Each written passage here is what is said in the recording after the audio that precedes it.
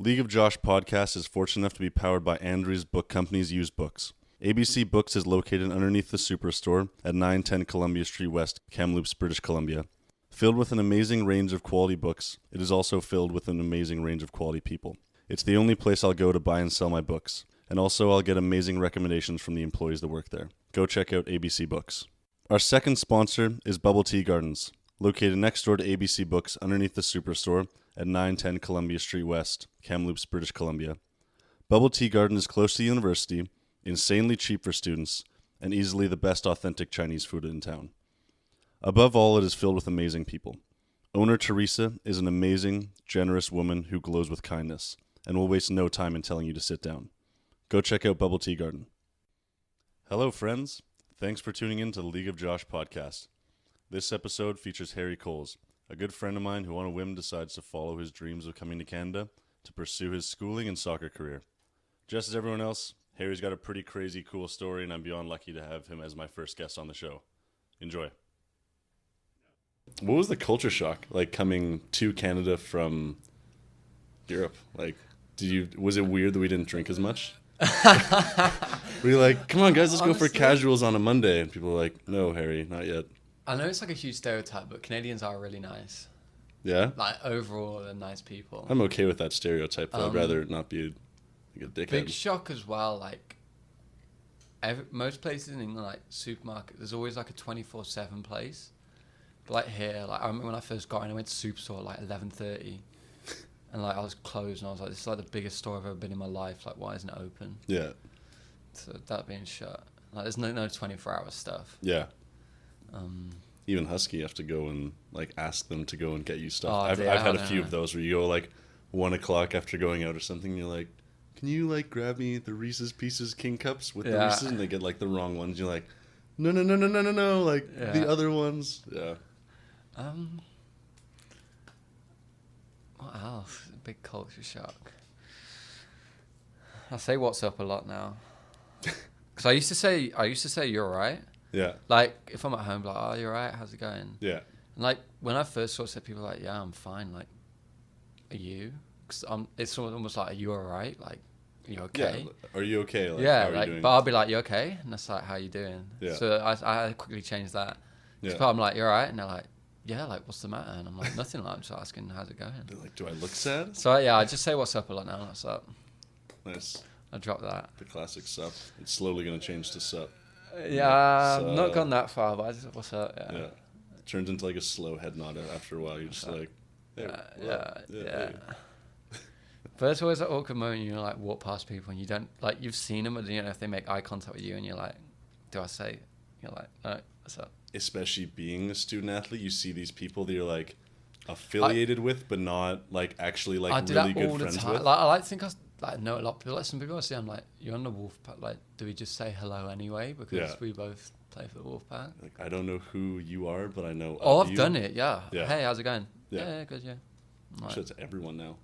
Like that random guy that Well, just. me and you had that chat about like, I just do it anyway because I'm awkward like that. But like, when you ask how people are, Mhm. and you're like, well, I don't really care. It's just sort of social. Yeah, it's just like you're not actually like seeking. Like when people you say like, oh, how are you, and you're like, yeah, fine, thanks. Yeah, you're not. But actually then like seeking. when people are like, oh, well, actually, and you're like, oh, okay. It's here we like, go. oh yeah, I'm not actually good. Like I like you, but I don't like you enough to Yeah, you're like listen not, to what's happening. No, exactly. You're not really seeking like a meaningful conversation. It's just like the social norm of being like, hey, how you doing? Good, thanks. How are you? Oh, I'm good, thanks. And you just like continue with your day, and you're like, was there any point in that at all, or could I have just like head nodded that person and been okay? Yeah. No, I find that like that's like the weirdest thing in the world to me. I've been trying to think of like questions to ask to have like a thought-provoking conversation with people.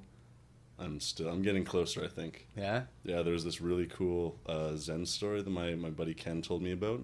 And it's like, so these two fish are swimming along, and this older fish is coming the other way, and he passes them, and he kind of gives them a head nod, and he's like, hey, fellas, how's the water? And they swim by each other, and after like 5 minutes, one of the fish turns to the other fish, and he's like, what the fuck is water?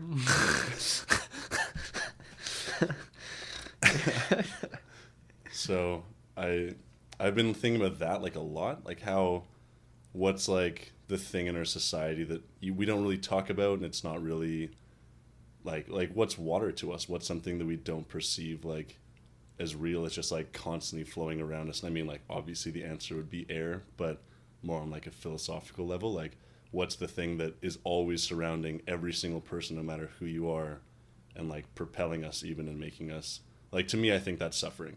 I think suffering is the thing that it's like you're constantly suffering. At no point are you not suffering. A lot of people have this thing of like, oh yeah, one day I'll be like, really, I'll do these things, then I'll be happy. I'll get through school and I'll do this, and then I'll get a job, and then I'll get this beautiful house and wife and kids. But like in reality, there's like, you're gonna get to that one day, and then you're gonna be like, oh, today's just a day like every other day, and I'm that's not. like, Yeah. Well, I'm not believing long-term goals anyway. Yeah. Because it's just so stagnant, you get unmotivated. Like with that, if you get to a point, there's probably a point in like, even in sport or in life, like you're like, well, I've done everything now. Like, Yeah. what do I do? So, if you just set yourself one long target, it's just short-term goals. Totally. That's the answer. It becomes nothing special. Like, first thing, I'm sure, like, when you were a kid, you were like, oh, like, one day I'm going to go to university and become a soccer player, and it's going to be amazing. You're like, I'm going to go play pro. And then once you attain that goal, it's just nothing special to you. You're now living it. So it's not amazing. It's not this thing that you perceived it to be when you were younger. It's just life, and it just continues, and it becomes nothing special to you.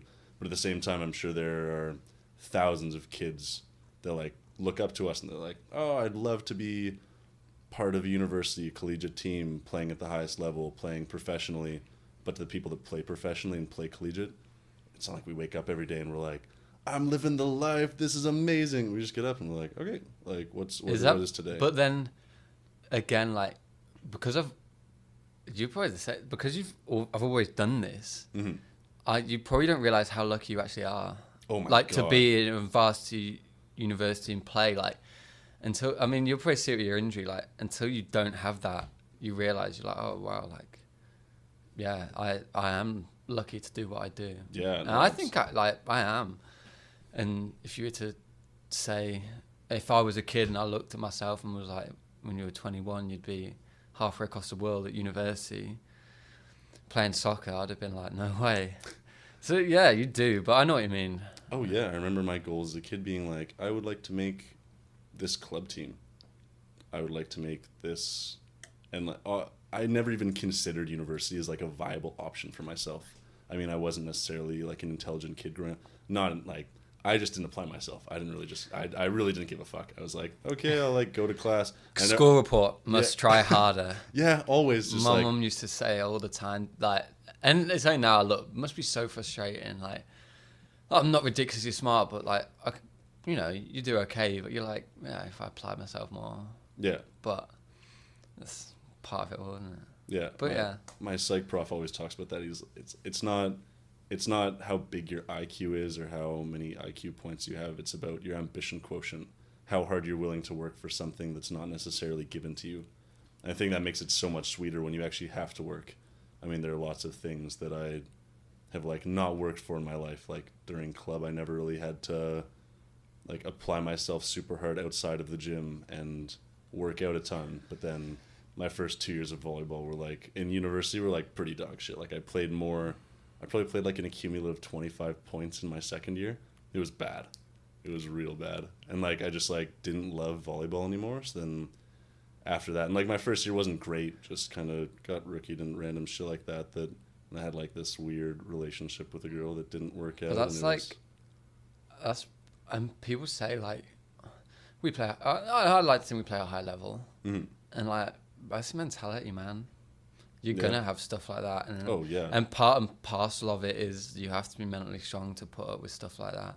Yeah, you know, if you are a rookie and you're not going to play, and you understanding your role. I mean, I'm a huge believer in optimism and stuff, but I think part of realism's got to come in, and you've got to understand, you know, what your role is. Yeah. And if you don't, you know, you can always aim higher, but having a realization of what it is and what you have to do is part of it. And yeah, totally. people don't realize how big a part mentally plays in it. Like, and I think it's. I remember speaking to you and you said when we were speaking about the girls team and you like when you play them close sets that like go to like 28, 26, whatever. Like how mentally draining it is. Yeah. Because you're like so close to winning it. Like if Yeah. you could lose a night, you could get swept 3-0, but it could be 28, 26, Yeah. 25, 22, whatever. Yeah, 27, 25. Yeah, And you're totally. like, if people to see that, think, oh, you got swept 3-0, but you're like, no, it's just a few points that made the whole difference. Yeah. Especially when those are good games too, and you're like, that was an amazing game. But you're like, oh, The but it was a reflection, yeah. 3-0 loss. Like, it Yeah. was that, and that sucks. And then that does drain you so poorly too, because like, especially when those games are. I'm really glad that they pushed the first 2 games so well, and they did well, because then that makes them a little bit better for next time. But like, those are so mentally draining when you give all of yourself to something and then you don't succeed. Oh, yeah. And that was a culture shock in terms of sport here, because I've never played back-to-back games in my life. It's just not a thing. Like Really? And I'm not trying to say soccer's harder, but playing back-to-back soccer's is pretty hard. Oh my If you God. play 90 minutes, you cover a lot of ground. Like physically, it's draining, and you go play Yeah. the next day. Like the whole mindset, like you lose one night, it's great because you can be like, right, we've got 24 hours until we play. We can rectify this. Yeah. Whereas if you play 1 week, you're like, well, we lost. You've got a whole nother week Right. until the next game. Yeah. But then sometimes like you lose, and you're like, oh, like your mind just goes, and it goes into the next game, and Yeah. quickly forgetting. Someone told me, one of my old coaches always told me I made a mistake one game, and I was really annoyed with myself, and it cost the game. And he was like, "What's the point of you even thinking about it? Because no matter how hard you think about it, it's not going to change it. It happened. Yeah. Like, that's it. No matter what you do now is going to change what happened. Yeah. You think and you say, right, I did that wrong. Okay, that's it. No point in dwelling on it and being like, oh. I think acceptance is such a huge thing now. Even like if I bomb a test, I mean, stats has just been smashing me since we got back from Montreal, and it's been bad. Yeah, like when you bomb a test, and you think that's it, class gone. Yeah. Well, fair enough. I used to like hide the test marks, and now I'm just like, yeah, I don't really care what people I'm around guilty me of that. see. I'm like, I'm guilty there of you like checking it. I just don't want to see it and like figure out my overall grade. Cause I'm like, I always like if I know now, but like if I knew my overall grade before, like I was going into the final exam, I'd be like, I need this and whatever. And like Yeah. if I did the exam, I was like, oh, I didn't feel I got that. yeah. So I just try not to figure out what I need. Yeah. I have a rough idea, but I'm like, if I put it in my head, like if I need like a 70% and like I do the test, and I'm like, oh, I know I didn't get it. Mm-hmm. Yeah, developing those expectations always leads to letdown. That's same with like sports, even going out. Like, if you go out, I find the worst nights I have are for people's birthdays, because We had they're- this discussion. Yeah, there are all these crazy expectations that you create, and you're like, we're gonna go out and do this, and we're gonna go here and there, and it's gonna be amazing. This is gonna be the best night of our lives. And then you go out, and it's not bad. It would be a fun night in any other situation, but because you've built it up so much and there's so much expectation on you, you're like, that was kind of shitty. That didn't live up to the hype, and therefore it was bad. I think, like even like the new Star Wars movies, I love them, but standalone, I love them so much more because there was so much hype built up around them, and like the hype helps to propel them, but at the same time, it's like, if they don't live up to that hype, then they fall so much further than they would have as a standalone movie. Yeah. Definitely. Are we live? I think so. Are we going? Been going for I was gonna say I hope so. 24 minutes. Yeah. Oh, I don't- really? I don't have very much to fill the time with. I can only say so much stuff, so I I hope we've been recording. I don't know. Yeah. Sweet. Yeah. I mean, cheers, I Oh, guess. yeah, cheers.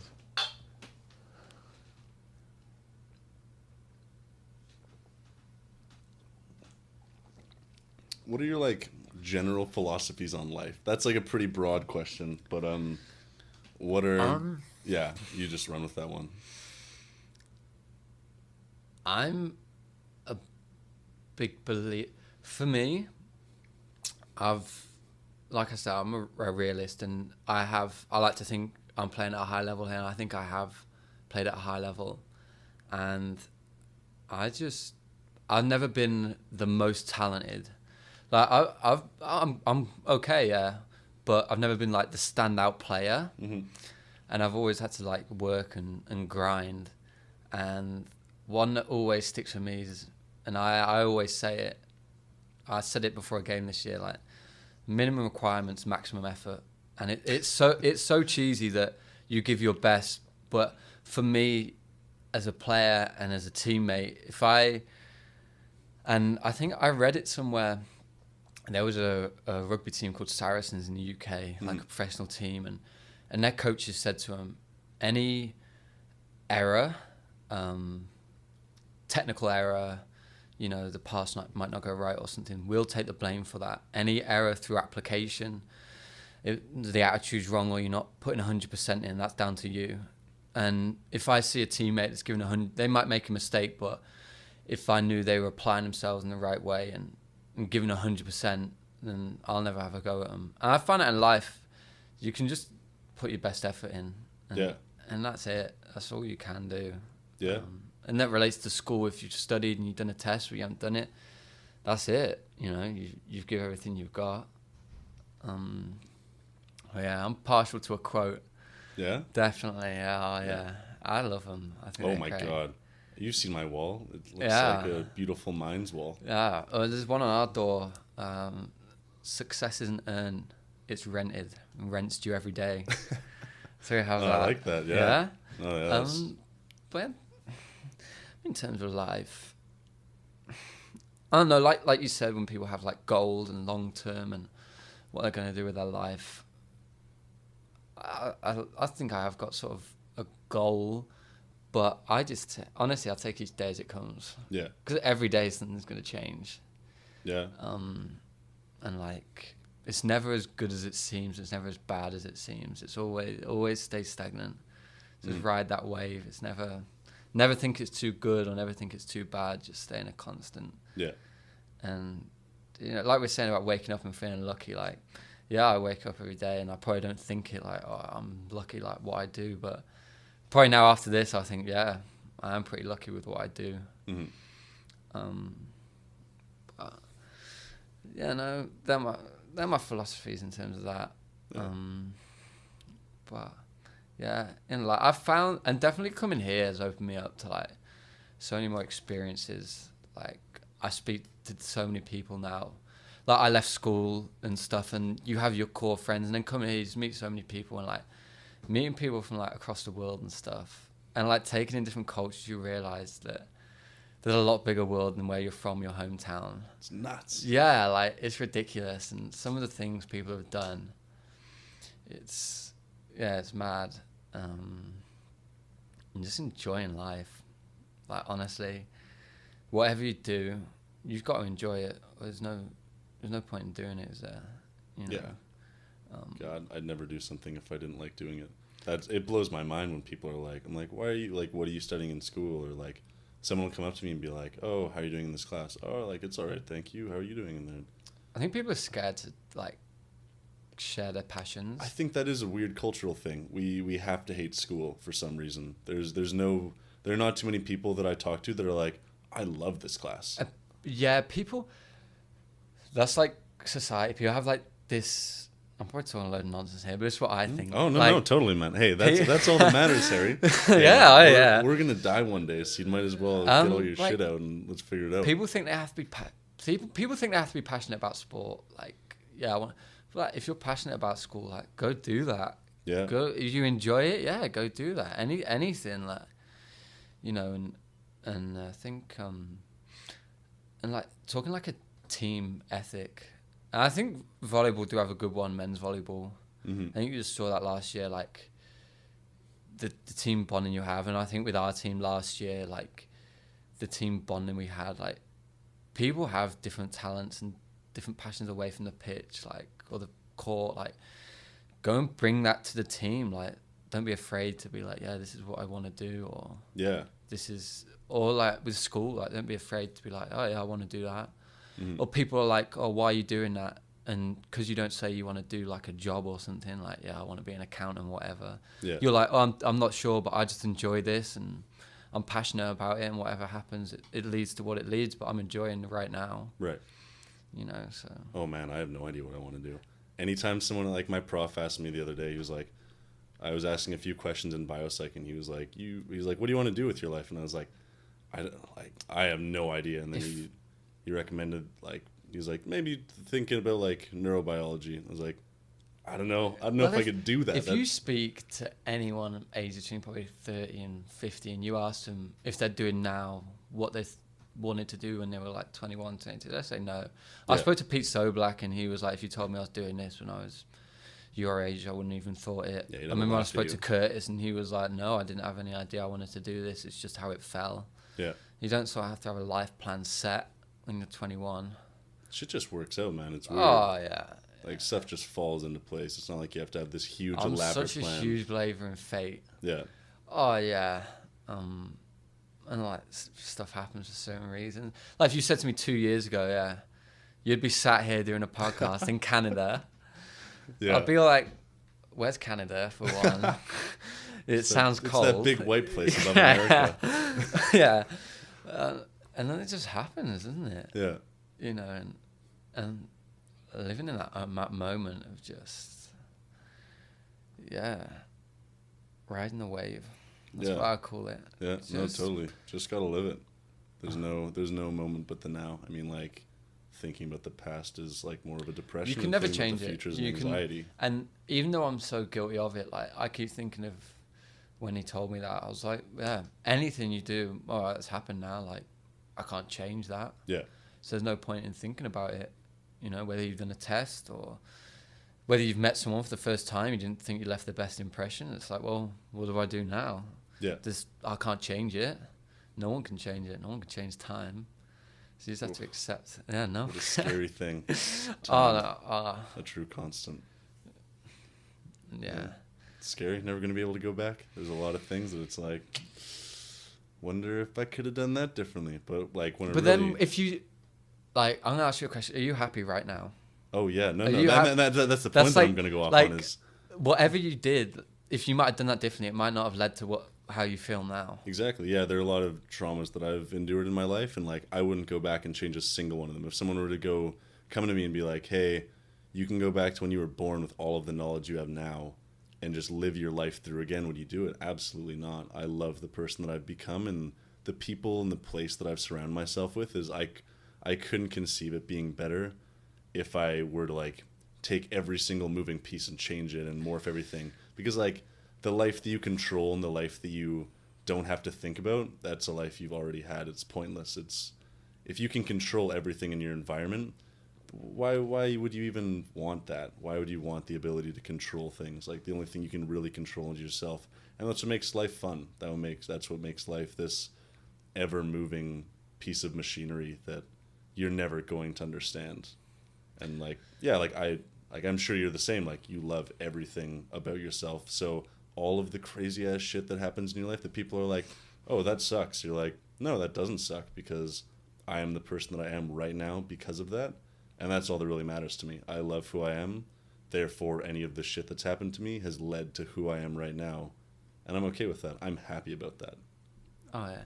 And I remember when you first ruptured your Achilles, and it was a few days after, and I saw you and I was like, oh, Josh. And over the last like couple of months, me and you got to know each other well. Yeah. And I knew you before. I wouldn't say I knew you when you're really good on a personal level. No, we were acquaintances. Yeah, and I didn't really know your mindset. But you said to me, you were like, probably the best thing that happened to me. Yeah. And I was like, this guy's just ruptured his Achilles. Like, he's not going to play. He's on crutches for the summer. Like, what? And like, I look at you now, and I wouldn't say I know you as well that time, but like, you're just like, I don't even know, like, you're just loving life, and you're doing all this stuff, and you took that negative in your life, and a lot of people could have been like, oh, like, that's that. But you've took that negative and turned it into like a huge positive. Yeah. Like, I don't know many people that could have done that. I mean, I was injured for 8 weeks this year, and I thought it was the worst thing in the world. Yeah. You know, and I mean, that happens. I think like throughout life you kind of develop these like theologies on life and these philosophies on like what happens to you. And I think the toughest thing for me was like when stuff started to go. So basically, my life was going like pretty perfectly almost. I started for the majority of my third year and did quite well in school. Had a few like really cool reconnections in my life that led to some pretty amazing stuff. I got a lot of emotional closure over the summer, and then I met this girl that was like the best girl I'd ever met. She was absolutely amazing, like no complaints. And then yeah, a month after I met her and she was my girlfriend, I ruptured my Achilles, and then a month after that I got fired from my job, and then 2 months after that my girlfriend and I broke up, and it was just this like crazy like bad thing come in threes, like domino effect of just like, oh, this is kind of shitty, oh, that's kind of shitty, oh, all right, here goes my entire life. Like, like everything that I knew just like slowly crumbled, and I just had to like watch it happen. And I always preach these philosophies of life, being like, live in the moment and accept what's happened to you and enjoy the suffering that you receive, because that can only make you better. Realistically, we kind of talked about that, how if you mess something up, there's no point in dwelling on and bitching about it a lot. It's much better to be like, okay, that is something that I've now suffered through. How can I get better from that? So that became this huge thing for me of like, all right, I preach this stuff. I have to live this now. Now I'm put in a position where I have to really follow through and be like, no. And that's something that I really, it was very like, it took a lot mentally, because every single person that I would talk to is like, hey, like what happened? Oh, I ruptured my Achilles. Oh, wow. And like the face, I think the face is like the thing that really sets it off instantly, is like, oh my God, what? Like, that's awful. That's the worst thing that I can imagine. I'm sure we've talked about the Zen farmer. Have we talked about the Zen farmer? Okay, I'll tell the story. Tell the people. Yeah, okay, yeah. It's a good story. So there's this Zen farmer, and he has this rice paddy, and it economically supports the entire village. And so he has this horse, and only his son knows how to ride the horse, or only his son's physically fit enough to ride the horse. This Zen farmer is quite old, and the whole community relies on this rice paddy being plowed. And one day the horse gets out, and all of the neighbors come by, and they're like, this is the worst thing that's ever happened. I cannot believe this. Our village is going to crumble. We're all going to have to leave. Like, this is the worst thing that could ever happen. And the Zen farmer's like, maybe. And then a week later, the horse comes back with a whole herd of horses. It comes back with like 10 more horses, and everyone comes back, and they're like, this is the best thing that's ever happened to us. This is amazing. I cannot believe this. Now we can expand our village. We're going to prosper so well economically. You can expand your farm. You can make a lot more money. This is great. And he's like, yes, maybe. We'll see. And then the next day his son goes out and tries to break one of these wild horses, and he gets bucked off, and he snaps his leg in half. And then all of the neighbors come back, and this is the worst. We're back at square one. You have all these wild horses. We can use them for meat maybe, but like, we can't plow the fields with these wild horses, and you can't even use your good horse. We're hooped. We're at square one. It's back to, we're economically going to be destroyed. And then like 2 or 3 weeks later, the Chinese army comes along, and they're like prescription officers, and they're taking people's kids, and they're like, no, every single able-bodied boy has to come. And then they get to this guy's house, and they're like, okay, give us your son. And his son comes to the door, his legs snapped in half. He can't march. There's no way. So they're like, okay, see you never. And they leave. And all of his neighbors come back, and they're like, this is the best. You got to keep your son. We all lost our kids, and you get to keep your son. This is amazing. Like, congratulations. And yeah, maybe. We'll see. It's like, that's the thing, is whatever happens to you in your life, you don't know if it's going to be the best thing in your life or the worst thing in your life. And that's something that I had to like really live through, was people would come to me and be like, I can't believe it. That's like the most, like, that's a career ending injury. That's something that people don't come back from. I mean, like, even like Kobe came back, and he like wasn't the player that he was before. It's tough to, when your physical body gives up on you like that, it's tough to come back mentally even. And I had to look at people and be like, yeah, maybe. We'll see. And people were like, this fucking batshit crazy guy is talking about maybe and Zen farmers and shit, but like, no, like, that's just like what I had to believe, because that's what I believed before, and I had to live that. Yeah, no, yeah. One. That's a good one. Yeah, no, I like that one. It was an old Zen farmer. You reading any books right now? I'm super into the books lately. I love getting some book recommendations. You got a book in the morning. We went to the coffee shop. Yeah, Wizard of Oz. You read it in the morning. Yeah, Wizard of Oz. That was Randy and I actually went up. So we got the book. We watched half of the Wizard of Oz, and then we just went and bought the book, and then came back because we're super into. Randy and I talk a lot about philosophy and psychology, and so we're getting really into like Freud and Jung, and like the subconscious, and like we just like they have a lot of lectures on how the Wizard of Oz is talking about Dorothy's subconscious, and it's this really cool story about these people that believe they don't have this thing, but they do have this thing. Everyone looks at themselves and they're like, I'm not beautiful, I'm not smart, I have no heart, I have no courage. But like we do have those things, and maybe it's seen in different ways, but like throughout the story, the scarecrow who has no brain constantly comes up with the ideas. He's always he's the smartest person in the group by far. And the lion who has no courage is by far the most courageous character in the entire story. And the Tin Man who has no heart is so empathetic of everything. He bawls his eyes out when he steps on a bug.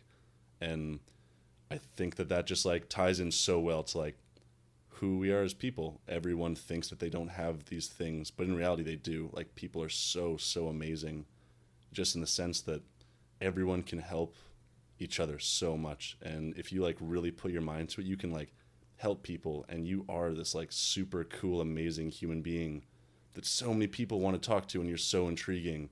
But everyone has this notion that they can't tell their story, they can't share their story because they're weird and they don't fit this cookie cutter mold. But like, we're not normal.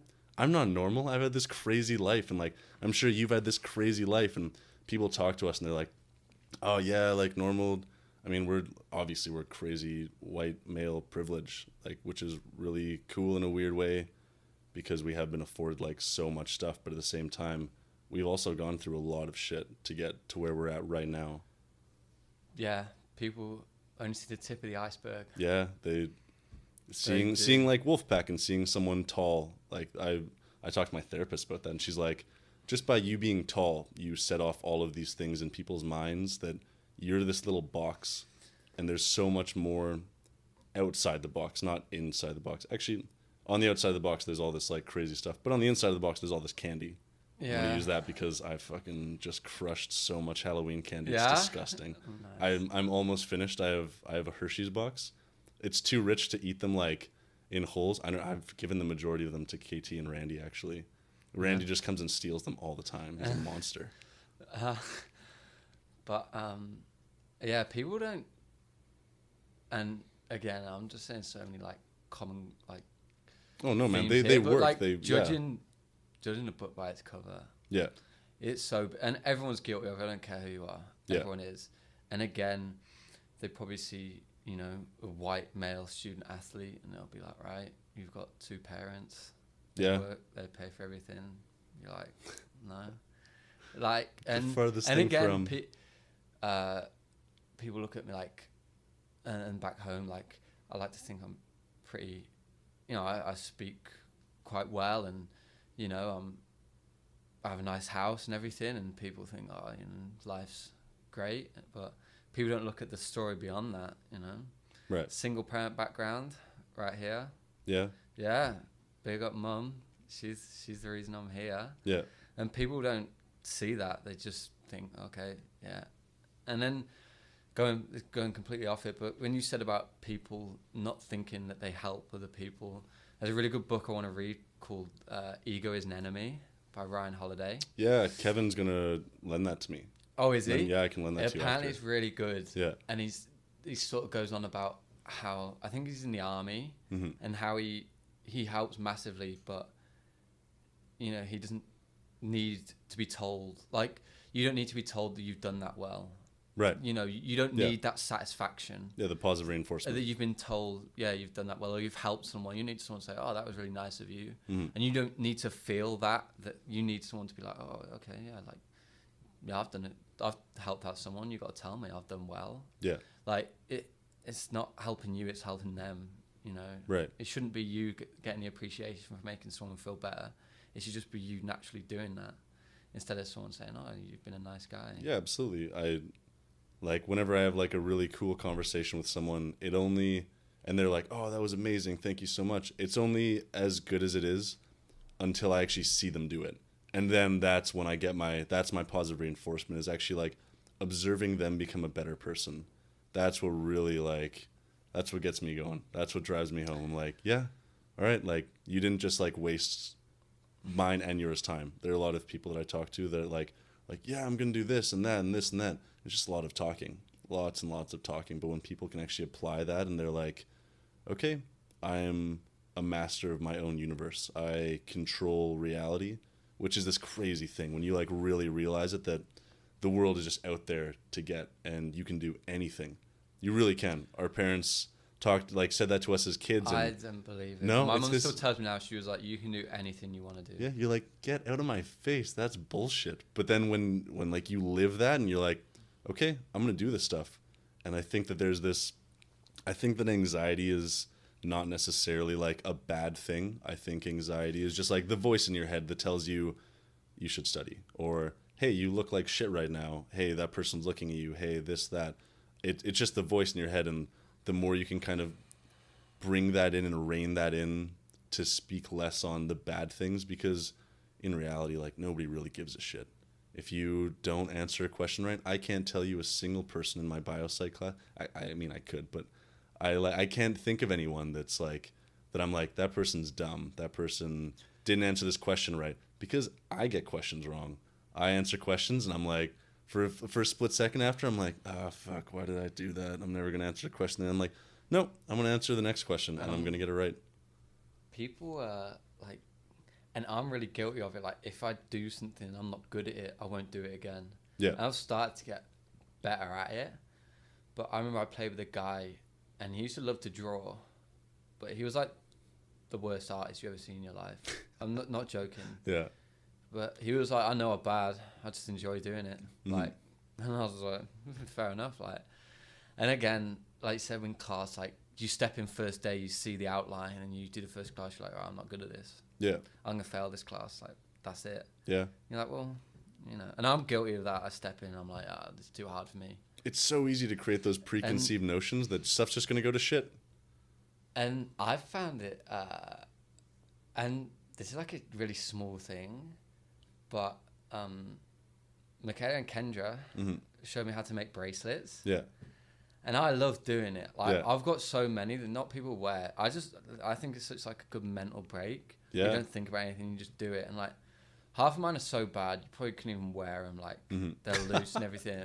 But I'm like, I enjoy making them. Yeah. But at the start, I'm like Michaela showed me, I'm like, I'm not good at this. Like, I'm not making them. I don't care.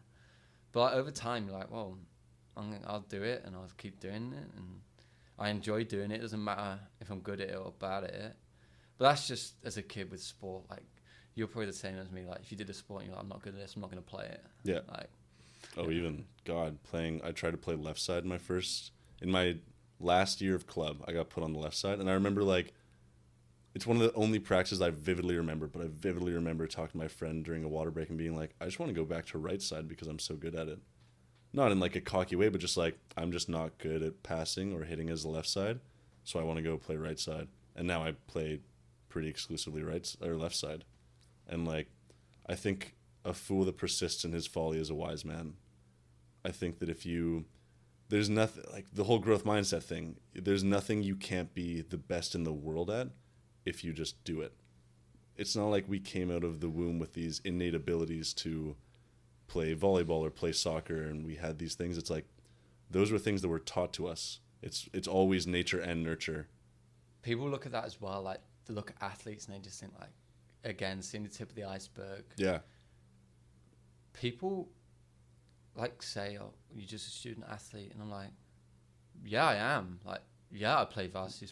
Yeah, it's hard. Like, just because I don't play at the highest league in the world doesn't mean I'm not a good athlete. Like, yeah, I play here, and that's a compliment. Yeah. Like, this is a high level. And it's like, I kick the shit on myself every day. Like, I go to the gym like twice a day. Like, yeah. to train and to work out, like, that's just a thing that happens at the varsity level. You have to push yourself both mentally and physically so hard that someday, I mean, like, I can't really speak to it this year. They've been going quite hard, which I'm really impressed about. I like that Pat hasn't pulled it back yet. I think, oh my God, I could go off forever about Pat. There's one of the greatest coaches I've ever been, like, even in the presence of. He's very underrated. Just, the guy's like a dad. He, like, is so far as, like, a father figure to me, just because, like, of how he runs his own family and also just how much he cares about guys. When I ruptured my Achilles at first, he stayed in the hospital for 8 hours and hung out with my girlfriend. Like John, like, yeah. Honestly, I think he'd do anything for you. Like, if you said to him, like, oh, I need it, he'd be like, okay. And that's what's so great about him. And I think you realise that, like, and it's great as a coach, like, if you give them respect, they'll give you respect straight back, you know. And but man management skills are so underrated. I had a prof first semester, Anne Turwheel. She was really good. Yeah. And she taught a leadership course. And she was telling a story about her dad, who was like a really high level swimming coach. She was like, couldn't swim. No, he couldn't swim. She just said, but the swimmers had so much belief in him that what he was preaching was right. Yeah. That they just believed it. Yeah. And I played for a coach, and they just have unbelievable time in when to step in. Yeah. They know what players need, you know, a kick up the backside or need shouting at. They know what players need an arm around them. They know their players so well and react differently to each one. Right. But a great coach is a people person. In reality, that's what it comes down to. It's like, how can you make these people want to win for you? I mean, I think there are teams that they win because their coach is an asshole and they just they're like, fuck this guy. We don't want to win because we don't want the consequence of not winning. Yeah. And then there are teams where it's like, and I think those teams tail off at the end. Those teams, not tail off in the sport, but I think they tail off in life. They come to this realization that, like, I'm going to do things because I hate it when I don't, like, win, kind of, as opposed to being like now with all the stuff that Pat's taught me, it's like, I want to succeed in life because of, like, how much love is put into our team. I like only want to succeed because I want the people around me to succeed. Yeah. And I've just been afforded those tools. You ask Ryan Glanville, who played in our team last year, and he won a national championship like 2004. Oh, cool. At UBC. Wow. Yeah. And he came back here and he won a bronze at nationals. Right. And I was like, and he was like, this was better by far. He said, because I was playing with guys that I just loved. Yeah. And, like, this meant so much more. And when people, like, the subject of winning versus the object of winning, like, last year when we won that medal, like, you could take that medal away and, like, the whole memories of everything. And you're like, this is with guys that I'll just give the back, you know, I'll give the shirt off my back for him. Yeah. Like, and when you have that bond, and you probably saw it last year when you went on that streak the second semester with your team, like, you just, guys start bonding and... Oh, I would do anything like, for the guys on my team. Yeah, and you're like... In a heartbeat. Yeah, and that relates a little bit back to what I said about minimum requirements, maximum effort. Yeah. And if I see a teammate giving 100%, I think leadership by example is huge. Yeah. And on our team, I think you look at people like Finn and Mitch, both captains, and they're solid guys. They're not the loud, like, they're not going to be shouting at players in the dressing room, whatever. But you're just like, their example they set. They don't miss training sessions. Yeah.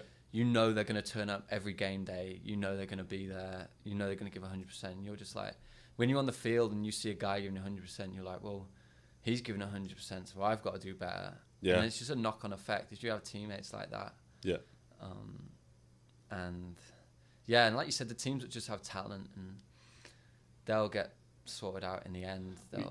Actually, we've been having this debate lately within not necessarily our household, but within the little community, the UCH community that we have. The UCH Wolfpack community. Yeah, no, exactly. Woo! So we have, like, a bunch of the girls living on either side of us, and we've kind of been having this argument about the definition of success. Like, well, what's your definition of success? I'm going to go grab more beer. You might continue. Definition of success. It's a difficult one. I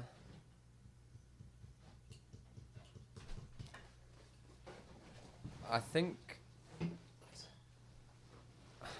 winning's great. Don't get me wrong, and you love winning. I love winning. That's Who doesn't love winning? and it makes it so much more fun. Yeah. Winning's fun. That's hands down. And don't get me wrong. I'm not going to sit here and say winning isn't everything, because at our level it is.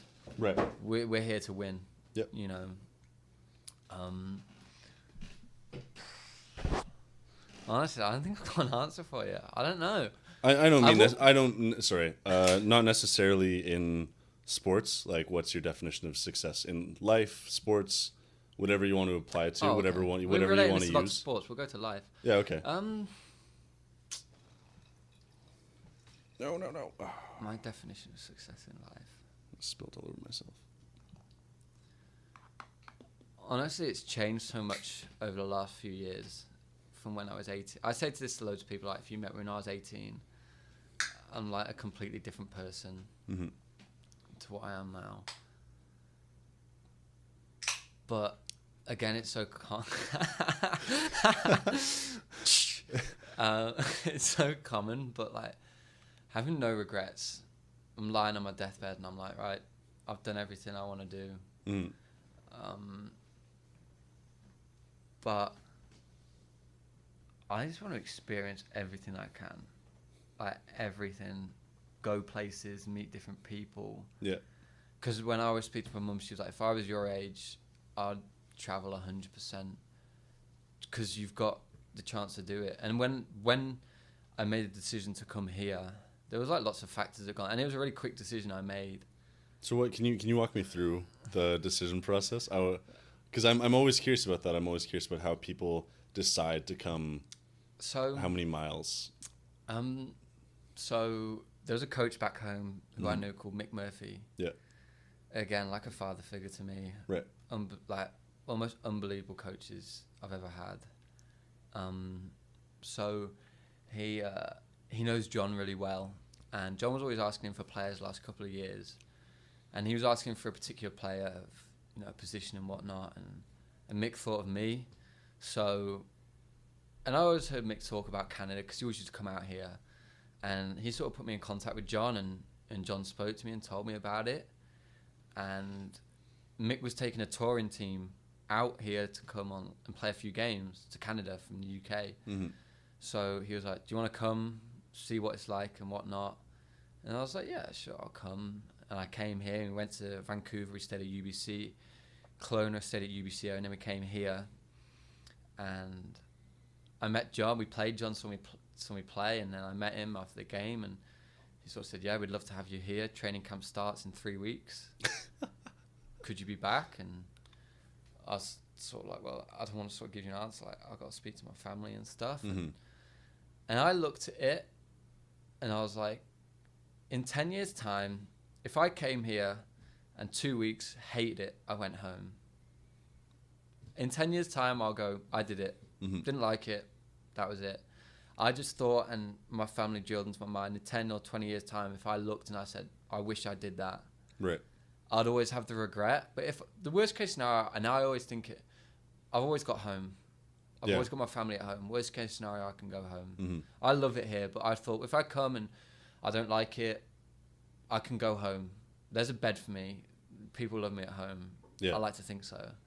So, I'm sure they and do. then, I mean, you might have it when you come here with your family, but the moment when like you're at the airport and like the last day it didn't hit me. It didn't hit me until the last day before I came, Mm-hmm. and I just sat there and I was just crying. Yeah. I was just like, and a big part of it, and she'll hate me to say it, but my mum was at home by herself at the time. Mm-hmm. And my sister's moved out and her boyfriend lives away.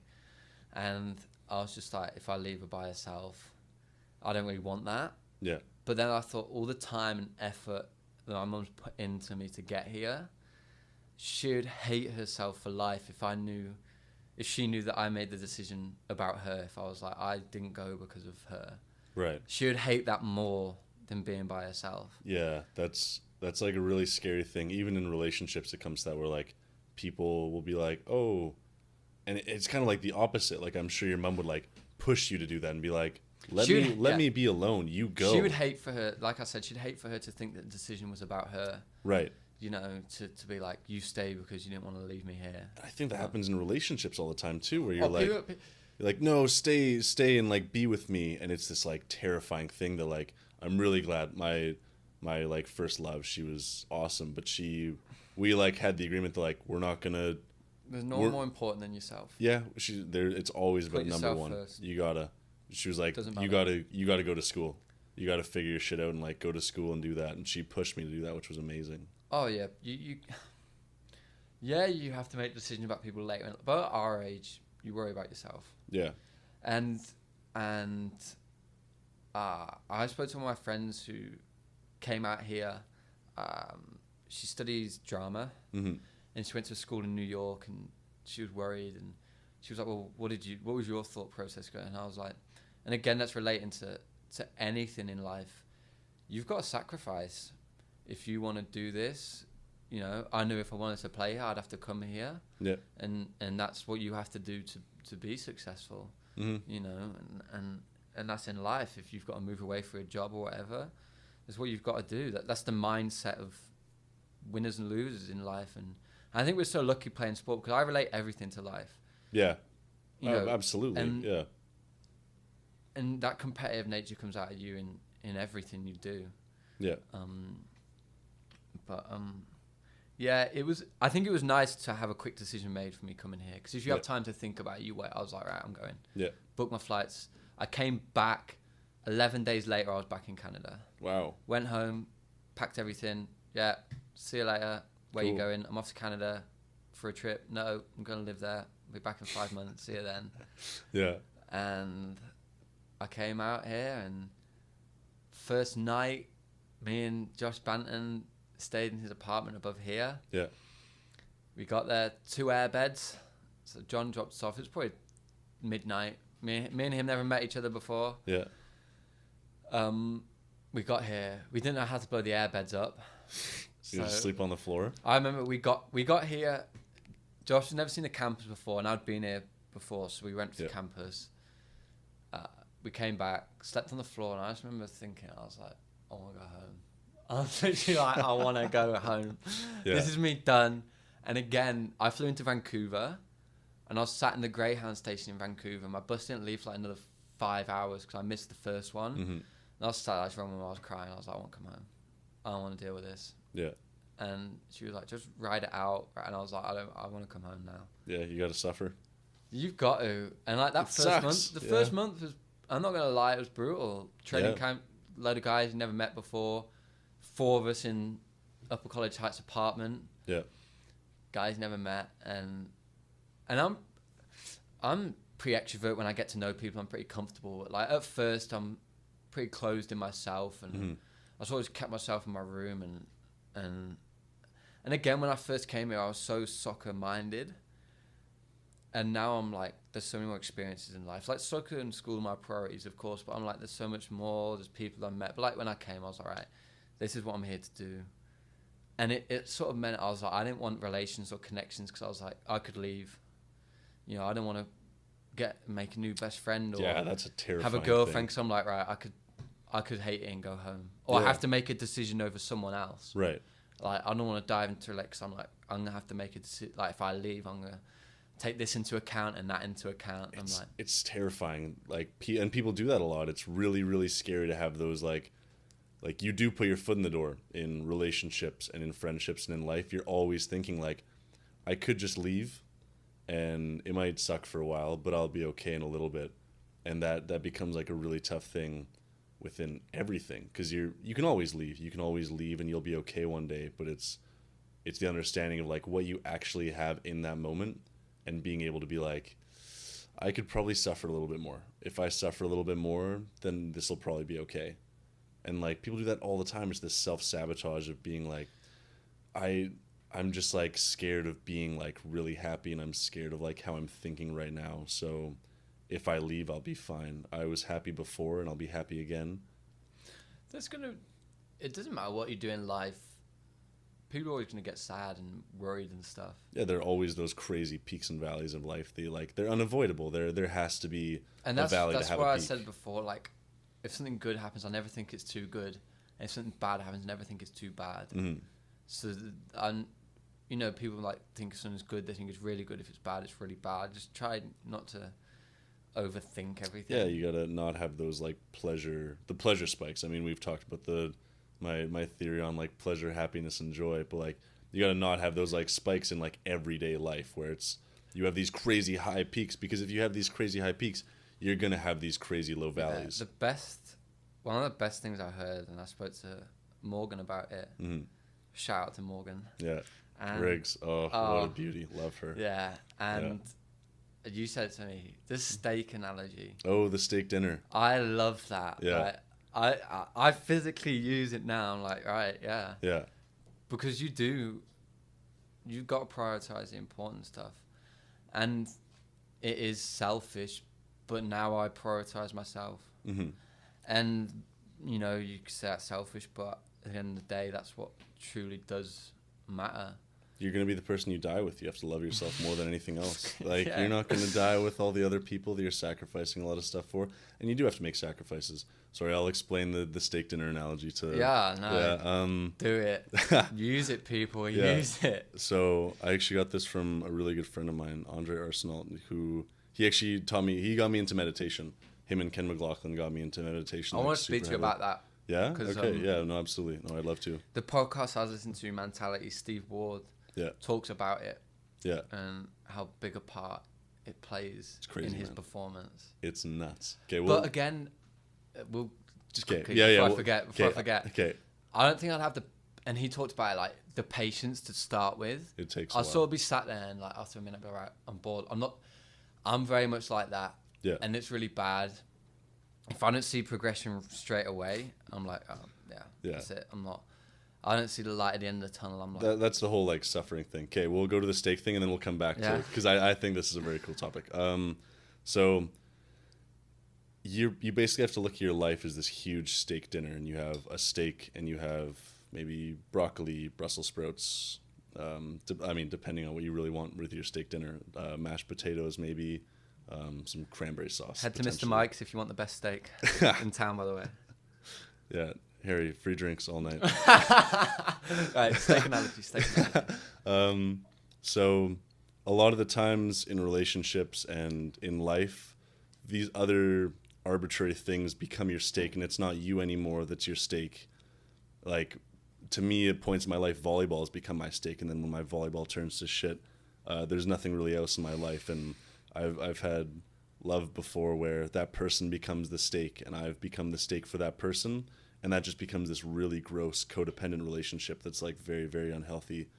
So I believe that you have to be your steak, because as a whole, your life is this plate, and if your sport leaves you, or if your girlfriend leaves, significant other leaves, then you don't have a steak anymore. You don't have a steak dinner. You just have all these chippings of what would be a great meal if there was a steak.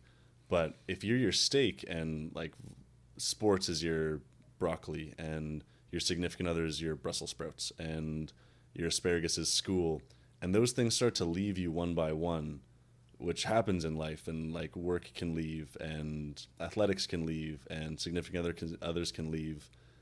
But when those things leave and you still have yourself as the steak, you still have your steak dinner. You're still going to sit down and mow this giant steak, because it's like, I mean, who doesn't love steak?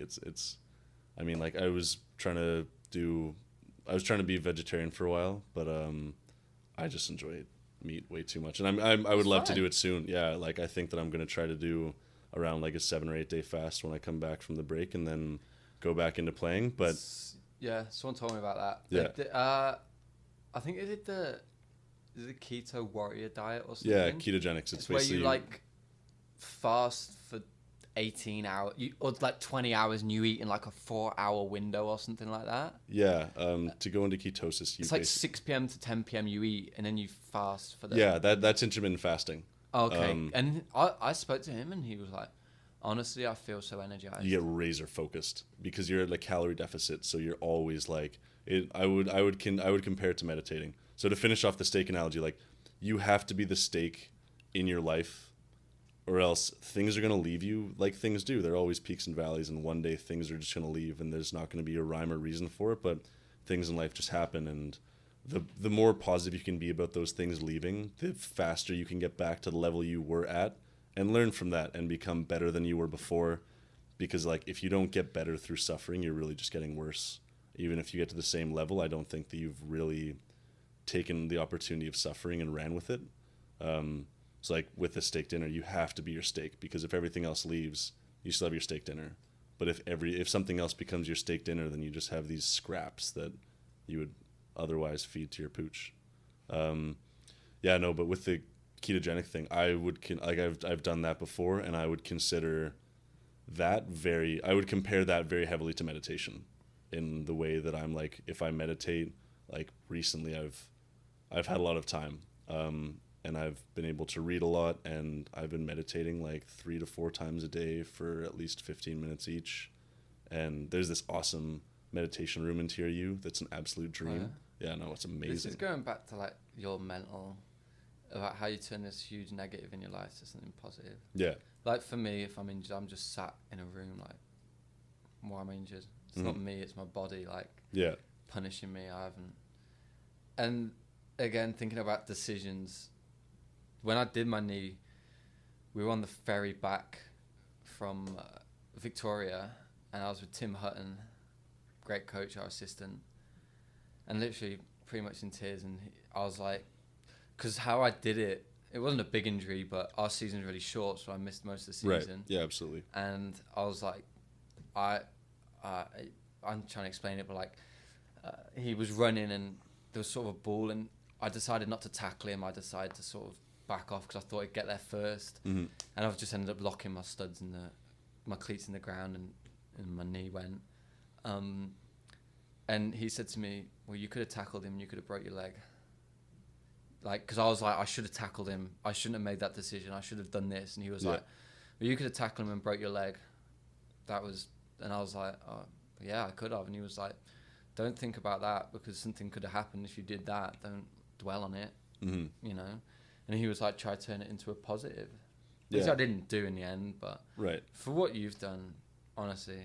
I can't get over what you've done. It's been a pretty crazy experience. No, but like any decision that you make is the right decision, because when you look back, it's the only decision. That grows into the person that you are and you become. And if you like really love that person, then you're like, okay, yeah, that was the right decision.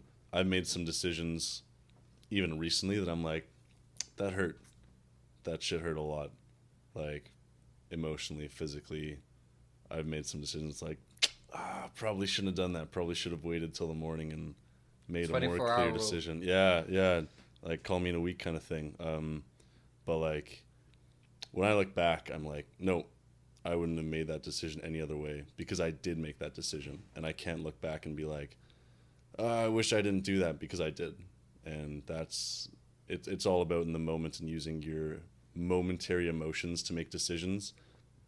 And sometimes that's really good, and sometimes it doesn't work out the way that you want it to, but life doesn't work out the way that you want it to, which is a reality that's you have to face, as regrettable as that may be. Yeah. You just have to understand that, like, hey, sometimes life isn't going to be the best thing in the world. Sometimes life's going to kind of beat the shit out of me. And I love I don't think it was Mike Tyson. I think it was his coach, that everyone has a plan until they get punched in the face. Yeah. Everyone walks into the game with this huge game plan, and they're like, we're going to do this and that and this. And then the other team does something you're not expecting. You're like, holy fuck, what? Now we're, like for volleyball, it's like now we're 5 points down because we just keep letting them punch us in the face because we're so stunned. And that's what happens in life. And that was like a big thing. I was like, all right, like just ruptured my Achilles. What's next? What do I have to do? How do I like progress from here? How do I continue, and how do I make myself better? And for me, I think a big thing has been developing myself more mentally than physically, because that's always been kind of a thing that I've been able to do, is just go to the gym and work out really hard and go to class and be good in class just because of my like natural ability. But now it's like, okay, I'm reading like 3 to 4 books in a weekend and just like crushing and meditating a ton. So sorry, we can get back to the meditation thing. Quickly on that. Yeah. One that sticks with me: you never lose. You always win and learn. Yeah. And that's like huge, and it only takes me now until you figure it out. Like in a relation life, someone when they first told me that, they were like, I went into my first job interview. They did, and I was like, they were like my first ever interview. I was like, were you nervous? And they were like, well, the worst thing that comes out of it is my first ever interview. I go, best thing, I get the job. Worst thing is I've done my first interview. If I've done something wrong, I've learned from it. I'll take that to the next interview or whatever. Yeah. And that's what you've got to do. Yeah. Because if you think, oh, that's it, you just got to... But again, it's only until you get older you realise that. Right. When you're 18, you're like, oh, I lost. That's the end of the world. That's Oh, it. yeah. And you don't look back at it. But until you realise that as an individual, you don't fully... Well, especially when it's the worst thing that's ever happened to you. Because, like, that's the reason the kids throw tantrums. And I think that people don't really realize that is because when you take away that kid's soccer ball or you take away that kid's candy, that is the worst thing that's ever happened to them. They have such a narrow range of experience that they're like, you taking that away from me is literally the worst thing that's ever happened to me. So when you put it in that perspective, then their actions are actually accounted for. You're like, okay, I understand that. I had this conversation with my granddad when I did my knee. Because it was not at all a big injury. Mm-hmm. But I was just so down. I was like crying. And he was like, it's not the end of the world. I was like, well, to me it is. Yeah. Because this is everything to me. Right. And I can't do it. So yeah, to me it is the end of the world. Mm-hmm. Like. Yeah, totally. And that's what's shitty is there's so many. I mean, like I'm talking to one of my friends who's like going through the tail end of a breakup kind of thing, and he like we talked a lot, and he was like, I was like, how you doing, man? He's like, oh, like I'm good, thanks. How are you? And I was like, don't fucking lie to me. Like I know you're not good. I know you're not okay. I've grew up in a household with all women, so yeah. When people say they're fine, I know they're not. Yeah. When they get I'm fine. No, you're not fine. Lay it on me. Yeah. No, totally. And people want to talk. That's the thing. People are always like, ask me how I'm doing. Ask me how I'm doing. Ask me. And you'll probably. Sorry again, I'm asking you, okay. but like, you probably got sick of it. Whenever people saw you, they were probably like, "Oh, how's the Achilles? Yeah. How's the Achilles? Still. How is it?" And you're like, "Oh, hang on a minute. There's more to me than just volleyball. Yeah. Like, just because I've done this doesn't mean that I'm not going to do anything in life now. Yeah. Like, there's more to you than that. Yeah. And you're like, this isn't the only part of me. Like, yeah. I can do other stuff. That becomes like a weird thing. Is like, how's the Achilles? And I've turned it into a joke where I like kind of just joke around about it. I'm like, yeah, like I can like kind of like hobble now. Like I can't really walk. It like hurts to wake up in the morning and stuff. And God, Kev did some scar yeah. work. Oh my God, I think it feels worse now than it did when I first got out of my boot. Like it hurts so much. That's okay though. But yeah, like I like joke around about it now because it's like, it's every day. It's like people are like, hey, how you doing? I'm like, I mean like, relatively good. I mean, if you would ask me a year ago and tell me like, hey, you're not gonna walk for 6 months. You probably thought that as well when like you were saying all that happened, like you lost your job and you broke up with your girlfriend and you ruptured your Achilles. People are like, how are you? And you're like, well, actually, kind of shit to be honest. Like, yeah. The whole thing of like, do I look okay? Yeah. I'm on crutches. Yeah, I'm great. Yeah, thanks. Yeah, the whole like that comes back to the whole like social cultural thing of like, hey man, how you doing? Good, thanks. How are you? No, I'm fucking awesome. Best day of my life. When it's reality, it's like, oh no, like my girlfriend broke up with me and I like have all this like crazy shit going on. Like everyone's thinking that. Like people are like, oh, like no, I'm getting a divorce, but like I'm doing awesome. Like that's how I'm gonna portray myself to other people, and that becomes this thing of like authenticity and being able to be honest and open with people. And if people ask you that question, having the understanding with like your best friends that like I would say that to Charlie. And so that did happen, is that there was probably a month and a half where I just didn't say that I was good ever, or even say that I was okay It was just like, hey man, how you doing? Oh, pretty shit, thanks. How are you? They're like, I good? You want to talk about it? No, not really. Like I'm just like dealing with stuff and figuring stuff out, and that's okay. But that's just like a thing that happens, and it's okay to not be okay. I think that's a big thing that people talk about all the time, and they're like, man, it's okay to not be okay. We run all these things that are like, Bell, let's talk, and Yeah. like talk to me, and We spoke about before when you're helping people.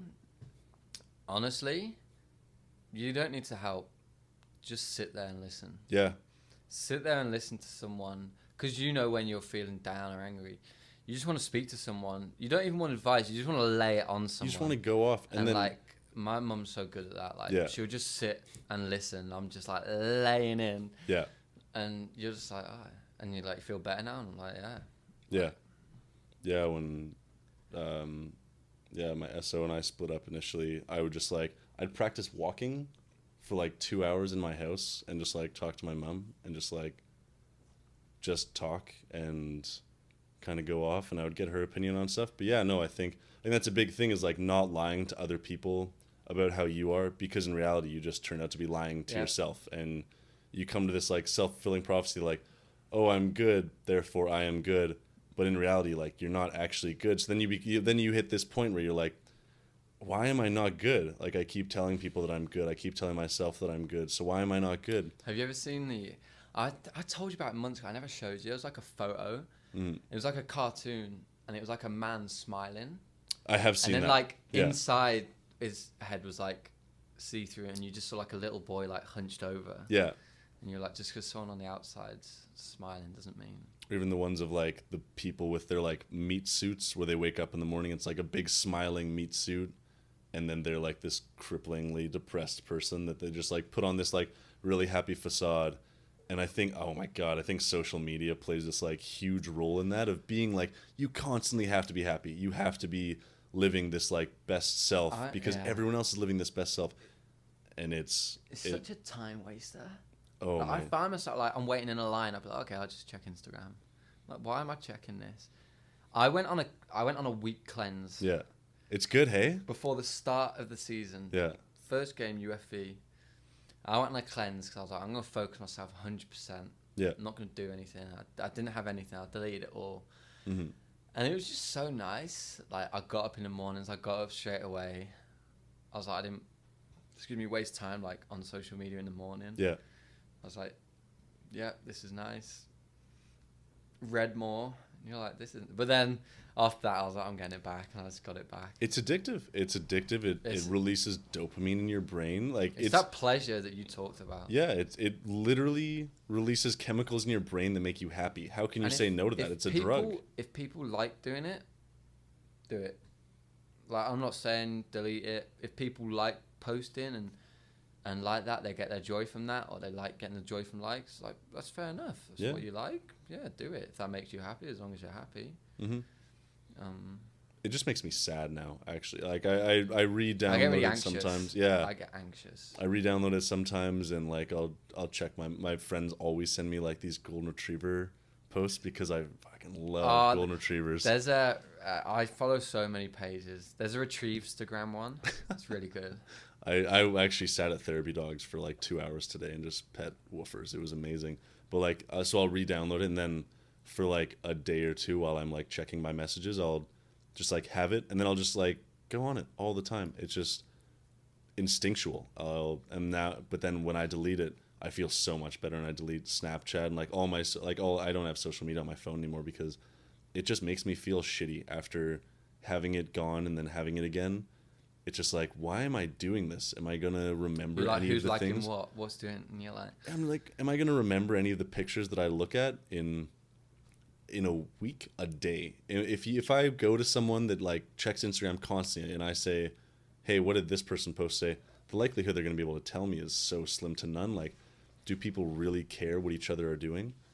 And it just becomes this thing of like, you don't really care about what the person's doing, but it's just the picture itself. It's like, this person's happy, I should be happy, because you want to you want to portray your best self. You put on this crazy fake mask, and my friend Ken and I joked around like, you never post on Instagram like, holy shit, guys, like life's going sideways, all this crazy stuff's Or happening people to are like, me. you're okay. Like, I'm like, no, I haven't. Like, no. Why? Why do I need to post to show I'm having a good? People live their life through a camera. Yeah, Like, there's so many things. Like, when you go to sport and events, and you're like, concerts. and I'm like, you're there. Like, why do you want to film this? Yeah. Like, you're there. Live it. Are you gonna watch this video of the concert in 2 like, you're months? looking through the phone. Like, you might as well have just watched it off someone else's. It's like, and people. It's pretty ridiculous. Yeah. And then, like, you get people, like, when we were at Lake Louise, we went to Lake Louise last pre-season, Mhm. we stopped off, we went to Calgary. And I'd never been, and it was like the most unbelievable place. Did you guys go to Moraine Lake? Uh, It's like just up the road from Lake Louise. You know, it's like the color of a sapphire. It's unbelievable. yeah, I think we did. It was by the big hotel. That would be Lake Louise, but Oh, Lake oh, no, Moraine Lake. no. It might have been closed. It closes in the winter, but it's gorgeous. And, like, there's just so many people, like, I just stood there for, like, a couple minutes, and I was just like, wow. Like, this is unbelievable. And, like, yeah, I took some photos, of course I did, but, like, people just there taking photos, right? Snap it, okay, yeah, done. All right, Yeah. let's go. Yeah, like, just get out of their car, go take a couple pics, What are you leave. doing? If you don't post an Instagram of something, did you really do it? Oh, yeah. Oh. Yeah. Yeah, no, but I think it's like really difficult to not get in that like condescending voice of like an ego trap where you're like, oh, all these people are on Instagram, like I'm so much better than them. But in reality, it's like I feel the same thing a lot with like meditation and even like certain dieting is when you live the other side, it's really tough to watch people living like on the opposite side of the fence and you're like, this side really is greener. It might seem like this weird thing, but like at no moment do I look back and I'm like, God, I wish I drank more pop, and God, I wish I ate more processed foods, and I wish I was on social media more, and I wish I watched a lot more TV, because there are these things in life that like actually propel you, and they're so much tougher. God, I'm getting back to the meditation thing. So your whole thing about not being able to meditate, there's this another Zen story, because obviously I really enjoy Zen stories, of these 4 horses, and there's the best horse, and the best horse is going to run before you whip it, and then there's the third best horse, and sorry, the second best horse, not the third best horse. The second best horse is going to run right before it feels the whip on its skin. The third best horse is going to run after you whip it, and the worst horse is going to run after you whip it twice. So you have to whip it a few times for it to run. And it's honestly good to be the worst horse. It's good to be in that thing of like, all right, I'm the shittiest person at this, so I have the most room to grow. Like Tim Dobbert is someone who's the best horse. That guy is unbelievable. He works out more than anyone that I know, and he, like, his body's like falling apart, but simultaneously he knows that he has to work out to get his body better, and he comes to the gym every day and just like kills it. The guy's unbelievable, and he's one of the best volleyball players and people that I've ever met. But like, And as well, I think it's good to see someone who's so talented who works hard. Yeah. And this is opposite, but like, as a teammate, give me 10 other players that are half as talented, but work as hard as they can. Yeah. And apply themselves right. Give me that over 10 other talented players who don't care. Yeah. If you're prepared to work, you know, that's literally all you can ask of someone. Yeah, and Tim's this crazy anomaly of being like one of the most talented volleyball players I've ever met, and at the same time being one of the hardest people I've ever met. And then there are other people that are like bad, like not good. But I love coaching people that are not very good, both in life and in sports, because then they make these crazy strides and they see things and they're able to almost excel past what the worst horse can get better than the first horse, because they have to work so much harder to get there. And like I think at one point Tim was the worst horse, and that's why he is now the best horse. Oh yeah, and I said that at the start. Like, I've never been an extremely talented, or like, you know, when you look at it, the best horse. Yeah. but I'd have always worked hard, Mm-hmm. and I think you can't take that away from anyone. Yeah. And it is a mindset, and I think it grows on you, but it is born in you as well. Mm-hmm. I think that mindset of okay, and it took me a while to realize, like, if things don't go right in a game or whatever, and you start, your head drops and you're like, oh, okay, like, this is it, I'm done for the whole game. Worst case scenario is work hard. Yeah. That's all you can do. Apply yourself right, work hard, and that's it. If it goes wrong, it goes wrong. That's gonna happen. You're not gonna play amazing every game. But that's a good story. Yeah. I like that one. And going back to the meditation thing, like, I was at one point the worst horse. Like, Yeah. now I can sit down and, like, for like 40 minutes, an hour, and just like sit there and be like in Zen. Can't. And I'm just really like hyperactive. Not in that, but I can't sit there. do you want this one, Carlo? No. Okay. We got about 30 minutes left. Okay. Take, Okay. Do you want to, what do you want to do with it? Do you want to cut it shorter, or just do you have to get out of here? I totally understand. no, but it's the memory card's only got about another 30 minutes on it. Okay. You good with that? Hmm? You good with that? Oh yeah, just Okay, perfect. give me a heads up. Okay. Yeah. Awesome. Thank you very much. 29 minutes. Yeah. So like, yeah, like with the, like and at one point I couldn't sit down for more than like 30 seconds, and I couldn't sit down and be like, I'd sit down and be like, fuck, that must have been an hour. That must have been 10 minutes. And I'd check my phone and be like, it's the same minute. It is the same. God, like, it could have been 15 seconds. It could have been like 59 seconds, but it's the same minute. And it's that thing of like pounding that into your head. And it's so goddamn hard. It's not even hard mentally at some point. It's really hard physically. It gets to that point where you're like, all right, I've been sitting down in this posture. My hips hurt. My back hurts more than it's ever hurt before. My knees are in absolute pain. There's this thing. You have like the achy legs of Zen, where you like, by like sitting in Zen posture, your legs start to hurt a lot, and like getting out of it, you like slow like an old man. You're just like, oh my god, my knee's gonna pop out if I try to move anymore. And after a while, that goes away, and I think that's when it becomes fun. When I can like, now I can sit down for 20 minutes and like not think about my body at all. So I'm just consistently in my mind. Like, I think the progression goes like, first you must soften your breath, and then you must soften your body, and only then can you soften your mind. Like, your breath has to be very in tune. You have to be able to like breathe into your stomach and not be constantly up and down in your chest and your shoulders. And then after that, you can start to focus a little bit more on your body, and like that becomes like a big part of meditation, is being able to put that physical pain to the side with your mental capability, and being able to like push those thoughts of like, my body hurts so much, and being able to be like, nope, that's a sensation that I'm feeling, and I can put any cognition onto that. I can change the way that I'm perceiving this.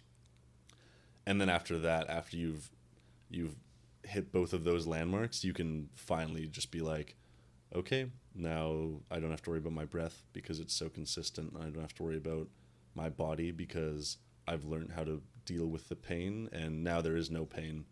And then you get to this point of like, now I'm just with myself, and I can just allow my thoughts to flow through. And it's not like, a lot of people talk about meditation as in like pushing these thoughts away and clearing your mind, but in reality, I like to think of it as more of like, there's this huge rain cloud over top of your mind, which is this steady, still lake.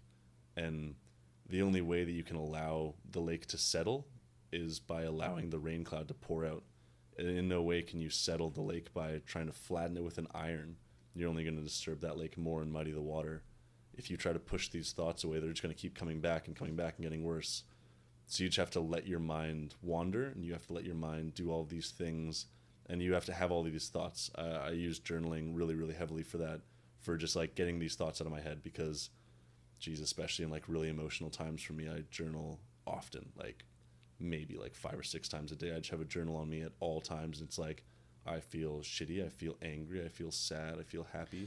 Then I'll just journal it. I never check what I write. I never do. Grammatically, if you were to check mine, it'd be horrible. I like swearing mine, because I'm like, Yeah. oh, shit, Yeah. okay, this is, yeah. I'm pretty sure I'm illiterate. I'm quite bad at spelling. I mean, it's getting better, but there's some times where like. But then again, that's getting better. Yeah. Because you're journaling. Yeah. Avery will be like, you misspelt like that. Like, it. Like, I'm sure it's something as simple as the. Sometimes it's just like, you misspelled I, and I'm like, yeah, no, an H will work. Yeah. But yeah, no, like meditation becomes this like really cool, crazy thing that it's like, it's hard to talk about because like you just kind of have to understand it, but like you hit these certain levels of like, at some point you just like can't feel your body anymore, and yeah, it becomes insane. You kind of feel more attached to the universe because you realize that like you're just tricking yourself into being consciousness. The whole universe is this like interconnected thing, and there's no hierarchy. In reality, I'm sure this microphone stand is gonna last longer than I am. Like, I'm just gonna be consistently recycled, and I'm gonna help to produce for the next thing. And there's no point in me getting into this ego trap of being like, I'm better than things because I'm a human being. Like, no, like, I'm pretty sure dogs feel anxiety, and I'm pretty sure all these other animals feel anxiety, and they can communicate. And I have this crazy theory about how one day we're gonna be able to finally interpret what like animals are thinking and talking about and saying. Because like cows go into this crazy depression if their best friend gets taken away. If their best friend gets taken away, they go into this like mad depression. They get super duper sad. They can die because of it. And that's like insane to me that we haven't like come to terms with that. And we're like, okay, these things are alive, and the idea that we're the only thing that can feel like awareness and have friends and a life is insane to me. I mean, like prairie dogs can make like 100, like humans can make like 100 different noises, and like I think English has around like 30 to 40, but like every language will add like a few, and like Spanish, like you can roll an R, like yeah, and so like you can like roll R's and stuff, but like people that only speak English for their whole life can't do that. But like prairie dogs have 14 of these, prairie dogs and guinea pigs, so they can communicate. And the fact that like us as humans not necessarily like aren't evolved enough, but like we just can't perceive other things to be as good as we are, that just like blows my mind. And I think one day we're going to be able to like interpret what cattle are thinking, and then it's going to be this huge like crazy thing that's way worse than like the slave trade was, because these cattle are going to be like, no, like you killed and ate my ancestors for years, and you put us into these crazy, disgusting slaughterhouses, and it's going to be insane. And that's just going to be like another road that we come to in terms of like having peace among all worlds, and we're going to be able to actually like cultivate these relationships and be able to provide for one another. Yeah, that'd be cool. Yeah. Any more questions?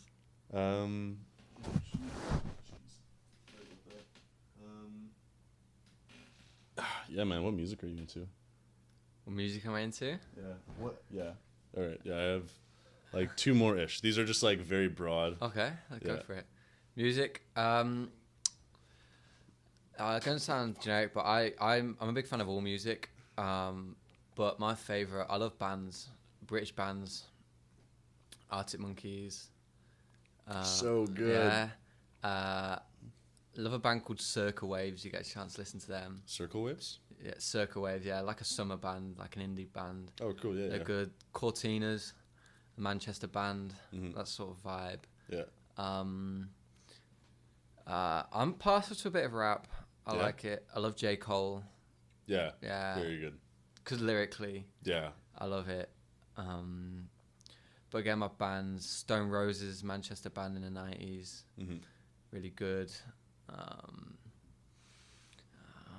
What am I listening to recently? I was listening to a band called Oh Wonder.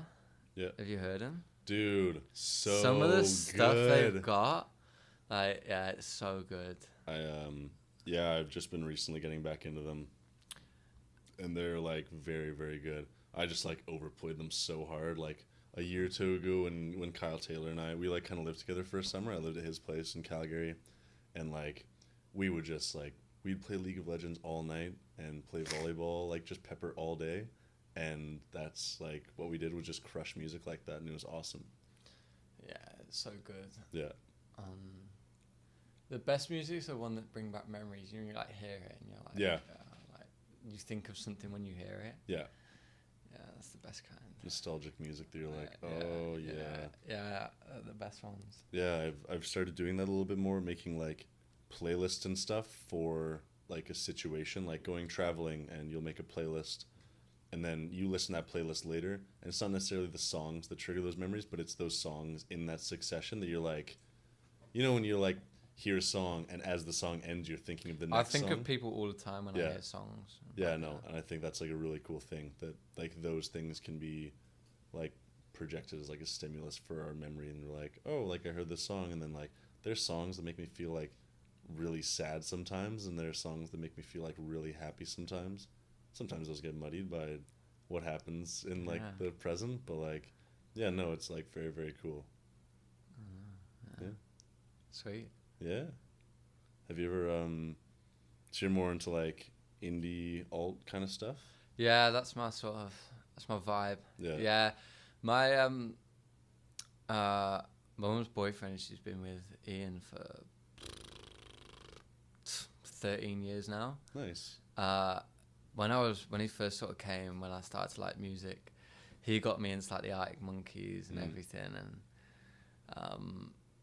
and like again, like I hear music like that, and I just think of like memories and love my indie, like 1975. Yeah, very good. I'm quite into easy listening music like that. You know, you just sort of like in the background or when you're walking about and you're listening to it. Yeah. But that like Circle Waves is sort of similar to 1970, like very summer band. Nice. Who else? Big Lionel Richie fan. Yeah. Love Lionel. Yeah, Nice. yeah. Lionel Richie's the man. My man. Yeah. Yeah, I like he's the man. I love him. So he's like my go-to pleasure that I listen to, definitely. Yeah. But yeah, indie's my favorite because like it's the best gigs to go to. Right. Oh my God, for sure. And there's a really good artist from my hometown I think you'd like called Beth Pryor. Beth Pryor. Yeah, I'll send you some of her songs. Okay. Sort of like a singer-songwriter, and she's just got some really good stuff. So I'll send you that. Nice. Yeah. No, I love that. Thank you. But she's like really unknown. Yeah. But she's got some good stuff, and it's sort of like easy listen, like background, and Yeah. like all my players, like chill players, got like Oh Wonder and stuff on. You just sort of sit back. We're gonna blow her up right here, right yeah, now. This is gonna be Sunset Lover. That's one of my Yeah. favorite songs. Yeah. Petite Biscuit. Have you heard it? it. No, I'm gonna have to write these down. Oh, it's just such a chilled song, and Yeah. it's got a good memory to that. So Nice. Yeah.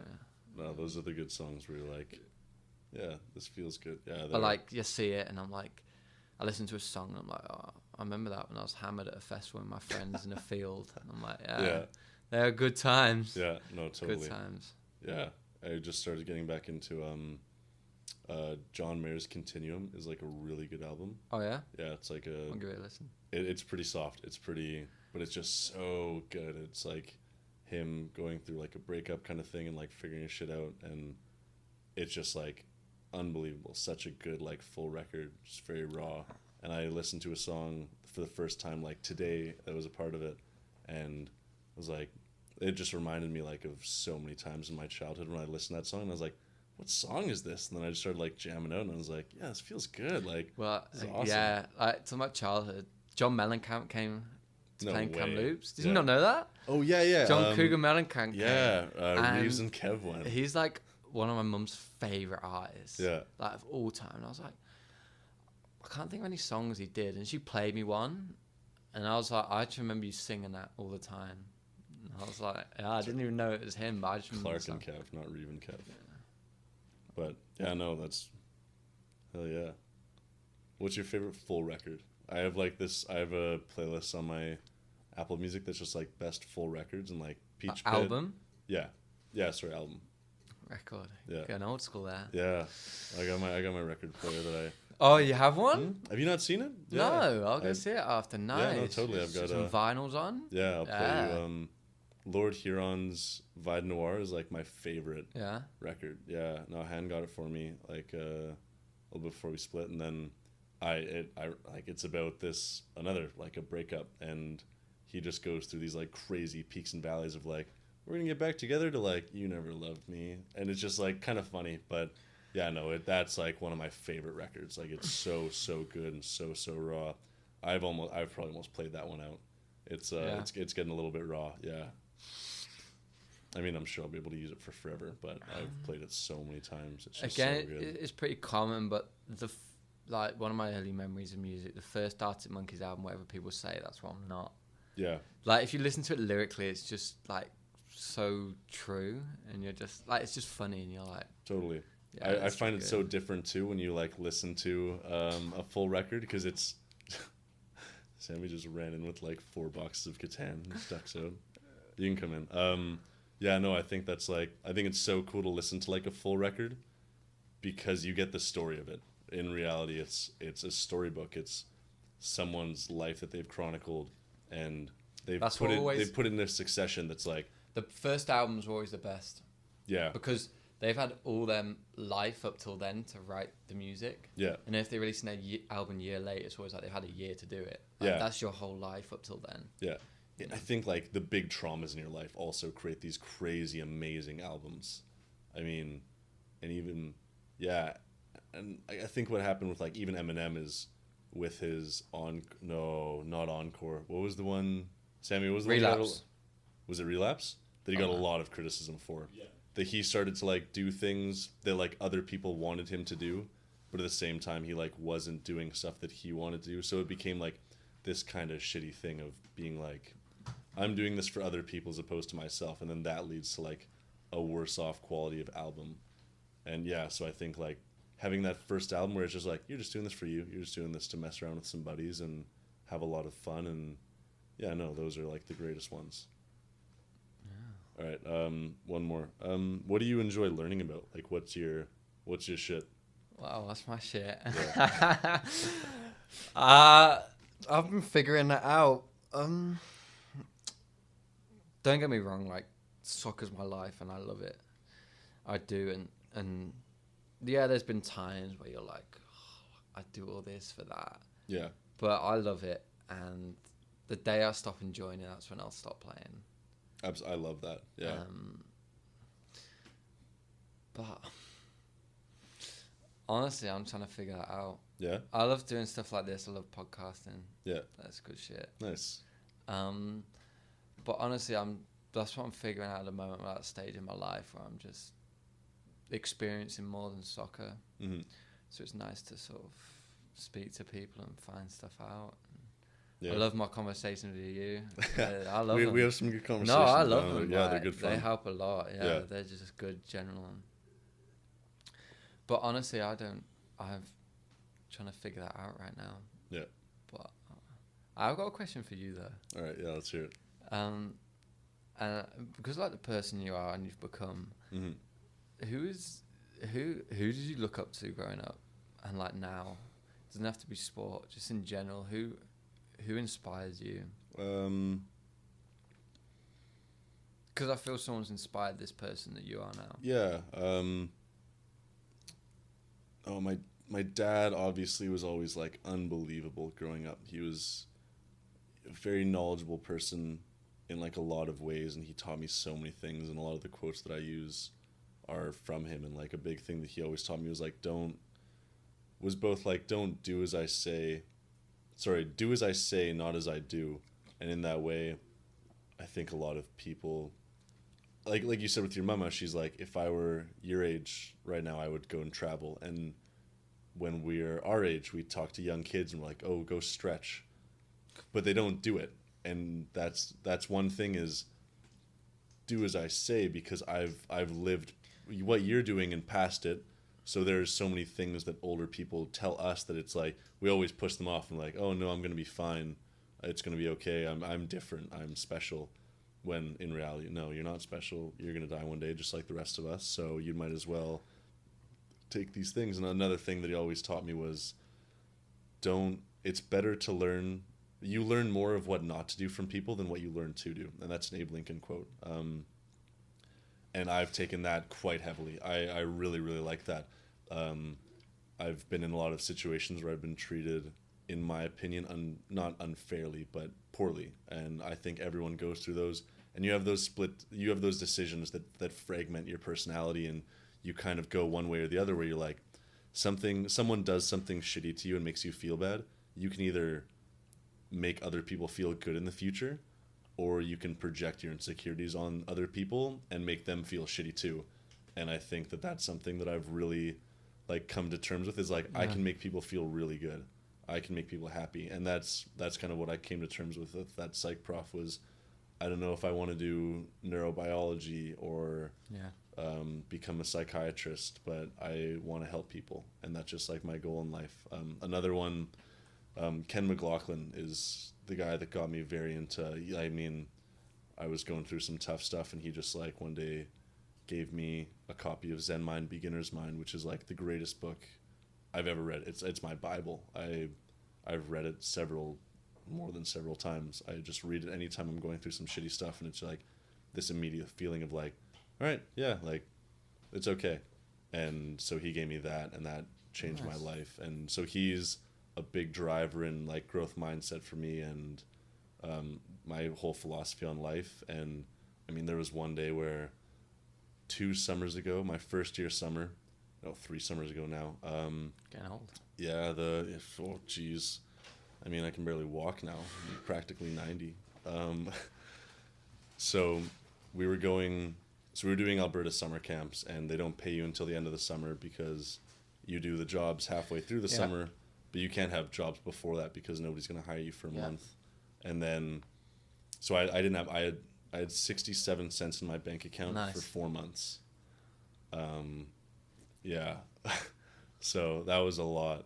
And at one point I hadn't eaten in like 2 or 3 days, and he was like, shit. Yeah, we like, and I hate, I've been really bad at like borrowing money from people and like not paying them back quickly and kind of taking it for granted. So at that point I was like, no, I don't want to be that person anymore. I want to be more reliable.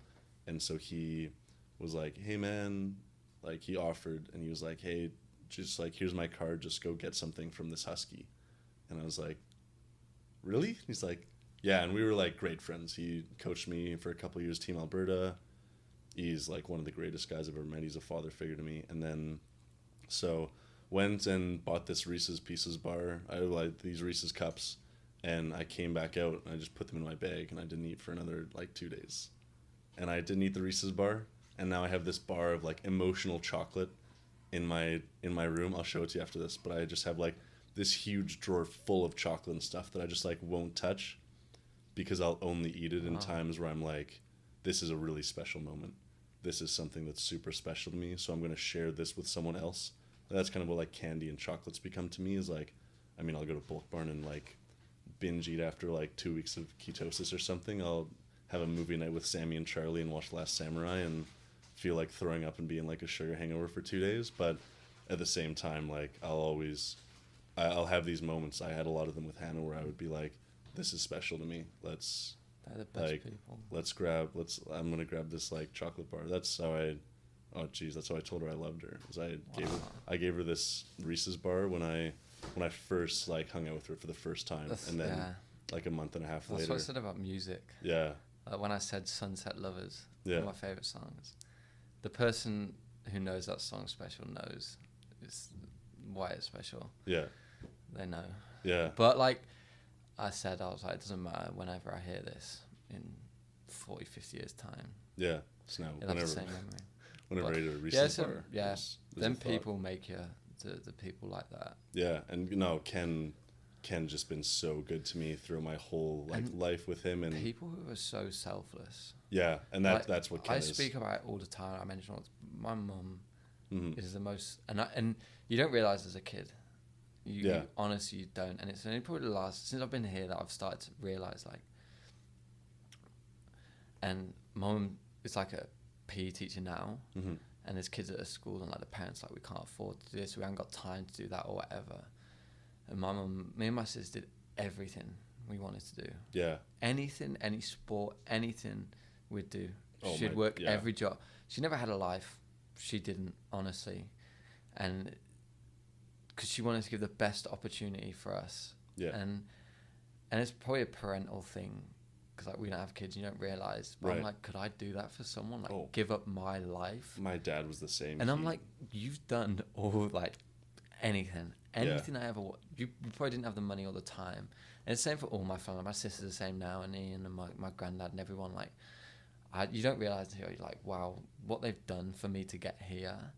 And that's the motivation for me when I'm ever thinking, oh, what? I'm like, well, these people have done this Yeah. to put me here. Yeah. Like, Yeah. why would I waste? My dad did. He sacrificed so much for me. And I don't think I don't know if you could, but I'm like, can I do that for someone? It must be a parental thing. Yeah. I mean, like when you're like in love with someone, or you're like you have kids or something, I'm sure you just hit that point where you're like, I will do anything for this person. And it's not, and it comes to that point of like, would I really die for that person? Like after the fact, like in the moment, you're like, I will walk. Like there are times where I was like, I'll walk downtown on my ruptured Achilles. Like yeah, sure, let's do it. And it's just like those feelings of like, I'm just gonna do it because this person means more to me than anything else. And like my dad was so good about that. He, at no point was I not afforded a luxury that other people got because of our financial situation. I grew up in a relatively But poor yeah, household. you don't see that. Yeah. I was like, I asked for so much. Like, I want the newest cleats or like Yeah. the newest jersey, and you don't see it. And I'm like, I mean, you probably didn't have. You were going into your overdraft to put like food, like, and Yeah. you wouldn't say no to me. And like you, obviously, you're not gonna say you don't realize that as a kid. No one does. I mean, I kind of did. I'm really frugal now because of that, because I did have an understanding of like where my family was financially, and now that's afforded me the ability But to my like, mum never believed us yeah, to think that, yeah, that's fair. and you're just like, wow. Yeah. How? Like, now I live on like $1,800 a year for like food and like enjoyment and stuff. I'm so low maintenance. Like I could go into the forest and disappear, and I would probably live. But like that was like another thing. It was like we had like a harvesting family, so we'd go hunting and like harvest meat and stuff. And that helped to subsidize a lot. But yeah, my dad was like this just crazy awesome human being. Like he would do anything for us. He would. Like it was nuts. He would take on coaching jobs and find bursaries just so that I could be afforded these we situations. talk about parents, but like my mum's boyfriend who's been with us for so long, Ian, like he's literally like a dad to me, and like Yeah. I'm like, you do stuff for me that most dads wouldn't even do, like, and I'm not even your son. Mm-hmm. Like what? Like why do you do this? My I've never dad- said that, yeah. but I'm like why? Yeah. I'm not like you can leave, like you could leave, and you know. I'm not your son, but I to me he is my dad. But Yeah. I'm like, you've come from outside and you've done all this, and like Yeah. honestly, and as a kid I'm like, yeah, this soccer player is like my inspiration or whatever, or this athlete. Mhm. And so until now, if someone was like, who's your hero, I'm like, probably my family. Like genuinely, and that sounds so cheesy, but you're like, these are the people that have got me to where I am Oh, absolutely. and give me these yeah. possibilities to do Yeah. what I want. My dad's girlfriend is also like has been just so good with that kind of. She's amazing. We've had our differences before, and we've like fought about a lot of stuff, and we've had like blown up stuff. But anytime I go back to Calgary, it's like, hey, let's grab a beer, let's hang out, let's go grab some breakfast. And last time we went for breakfast, we talked for like 4 hours. I'm pretty Yeah. sure the lady that was serving People. us was like, get the fuck Yeah. out of here! Like we're in a breakfast rush. Get out of my face. Yeah, I'm changing it a little bit, but like when you said about coming here, you don't realize about the people that care to you until you move here. Yeah. Because I was like, oh, I'm gonna have like loads of people message me about how's it going. I had like 2 of my friends message me. Mm-hmm. Apart from all my family did, but like 2 of my friends. And at the time, I probably thought I had like 5 or 6 real close friends. Like Yeah. I was best friends, and like I'm like, and they're like, oh, we should catch up. I'm like, you've never messaged me since I've been here, Yeah. asking how it's going or what's what. I had 1 definitely, maybe 2 that was like, oh, how's it going? Like, are you enjoying it? How's everything? And so until you move away, and you probably realize when you came here, you realize the people that. I'm actually quite guilty for kind that of- as well, though. I like have this feeling of like if I ever leave, like I'll never talk to Sam, who's like one of my best friends in the world, unless we're like face to face. We don't talk on Messenger. That's and talk sometimes on the phone. relationship you have with people. Exactly. Yeah. There's never Like- a goodbye. It's always a see you later. Yeah, There's like- no time where I'm like goodbye as like an objective. Like I'll never see you again. It's like I'll see you later. Yeah, Whether it's and, a year from now or a week from now, like I'll see you again, and it'll just be just the same as it is now. That's just some people, like Ian. Like I'll FaceTime him sometimes. Like I FaceTime him all the time, but I'm like Ian, like two blokes on FaceTime. I'm like this kind of, I don't know, like you want to speak to me, but it's kind of like, oh yeah, all right, how's it going? How's work? Yeah, good. Yeah, okay. And that's like it. I'll speak to him and we go back and we'll grab a beer and stuff. But that's sometimes the relationship you have with some people. Yeah. And like my best friend Mark, like I go weeks without speaking with him. I know but it's just who he is and like who I am. Like we don't sort of have to speak every day. It's like, okay, we'll ring each other. Like, how's it going? Yeah, good. Yeah. And like with you and Sam, like you don't have to speak every day to know that you care about each other. Yeah. And We're getting a lot better of being like be able to talk about stuff like that's more intimate. I've opened up so much over the last few months. Yeah. And especially to you a lot. Yeah. But like, yeah, It that's feels the good best. to own your It story. feels good. Yeah. Yeah. Good. And in no way am I like emotionally unstable or anything like that. But sometimes it's just good to like. It's speak good to to. people and, I'm really supportive of the whole idea of really like owning your story, and like David Goggins has this really cool thing of like he was like basically illiterate and this fat kid when he like grew up, and he's like, I don't like that. I don't like that I was that. I wish that I could be the person that I am now always, but to become the person that I am now, I had to go through all this shit. And people think that people just have these like amazing privileged lives that they just like wake up and they live their whole life without suffering. But no, it's not like that. Everyone goes through this crazy shit. And the more that people become aware that everyone's going through this crazy shit, the more people are like, okay, I'll tell my story. And then that makes it okay for the next person to tell their story. Yeah. Like, that's why I'm so open and authentic about like who I am and where I've come from, is because I'm like, maybe people hear about the shit that I've gone through and they're like, okay, yeah, I'm going through that. So maybe I can talk to someone about that, because the more you own that and the more that you're able to like open up to people, the better life becomes. You just become so much happier when you're able to be like, when you're able to be in a relationship and be like, hey, I'm scared, I don't know what's happening, and be like open and authentic with your emotions. It makes you feel so I spoke to good. someone the other day, and I'm still trying to do it, and I'd like to think I don't, but like, and I always did, and I still do, like anxiously. I always care what people think. Mm-hmm. It's hard And not I to. spoke to someone, and she was just like, "Why do you care what people think?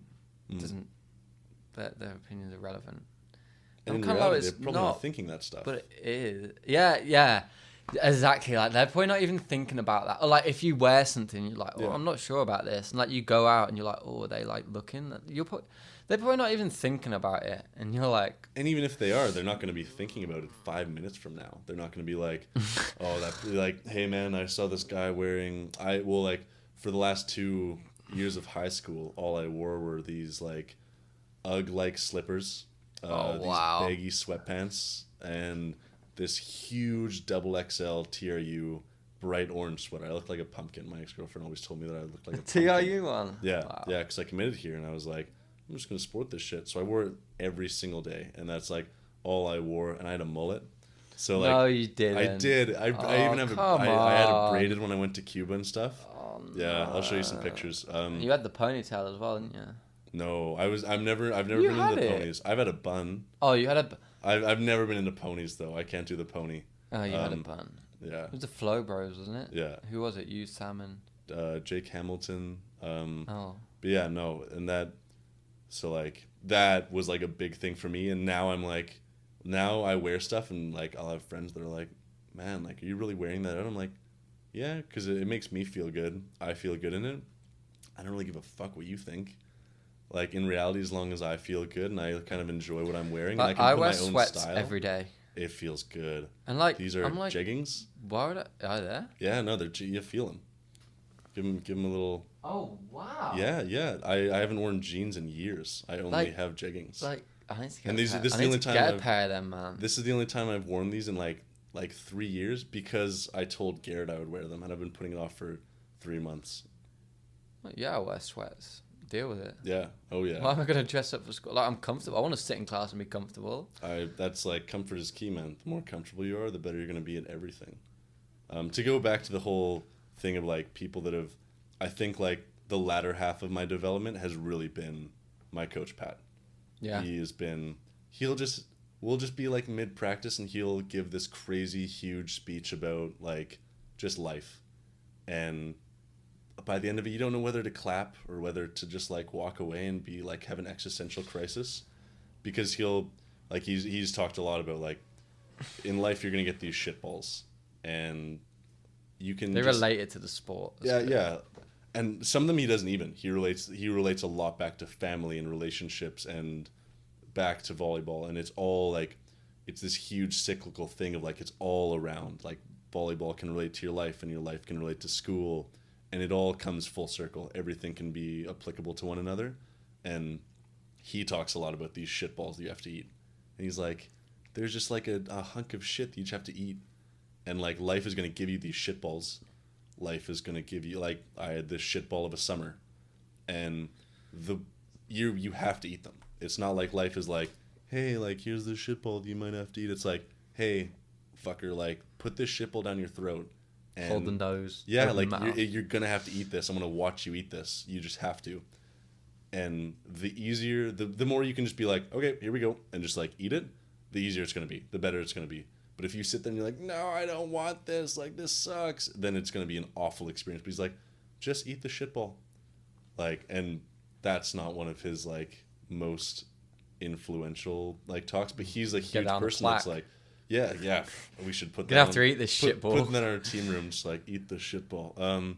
Yeah, no, and he's like always a huge person of like he always wants to be a better. Like, I mean, he lost like 50 pounds in like a year because he just set out to like, he's like, I want to walk my daughter down the aisle one day, and I don't think I'm gonna be able to do that right now. He lived past his father, and now he's like, okay, I want to be the healthiest person that I can be. How can you be the best you that you can be in every situation? I don't want to be, I mean, that's like why I'm doing this, not through Wolfpack, but through just like a buddy and I are doing this, because I don't have to be Josh the athlete or Josh the student, or you can be what you want, man. Yeah, I can just be, it's even weird to refer to myself as Josh. Like I just think of myself as like me. I can just be me. And that's all that I have to be. There's no preconceived notion that we're going to be talking about athletics or school or philosophy or psychology or geography, anything like that. I can just be me. I can have these conversations and just pull like random shit out of my ass that I don't really know what I'm talking about, but I enjoy it. So I can just be authentic. That's how can you be authentic in all aspects of your life? How can you be the person that doesn't change when you're in a new setting and you meet new people and you're like, your voice changes a little bit, and there are those people, they're chameleons, and I mean, I feel I have the capability to kind of be that, and I can make people like me in any situation that I'm in, but like, how can I continue to be me while also making people someone doesn't like you? That's yeah. it. People think too much about that as well. Like, if someone doesn't like you, they don't like you. Yeah. Don't think too much about trying to change it. That's it. Don't dwell on it. If people get a shitty feeling about you, then it's just like the way it is. There's nothing coach, you can do and about it. especially now how like, because we've always played sport, like there's so many coaches in my life that literally like relate to my life so much. And like I talked about Mick, and there's another Brian Neves and Phil Parkinson. Like, these are coaches, and at the time you don't think anything of it, but like now you're like, you've literally shaped who I am. Yeah. And the decisions I make and stuff like that. Oh, totally. Yeah, the people you surround yourself with are a culmination of who you are. And that's what I find really interesting about coming to university as a collegiate athlete, is you're making these decisions based on play time and location and school and all these things. But in reality, you're going to these places, and that's going to dictate who you become as a person because of the people that you surround yourself with. If I could give any advice to people that are deciding between schools to go to and stuff, it's like, whatever school you go to and you love the guys there, go to that school.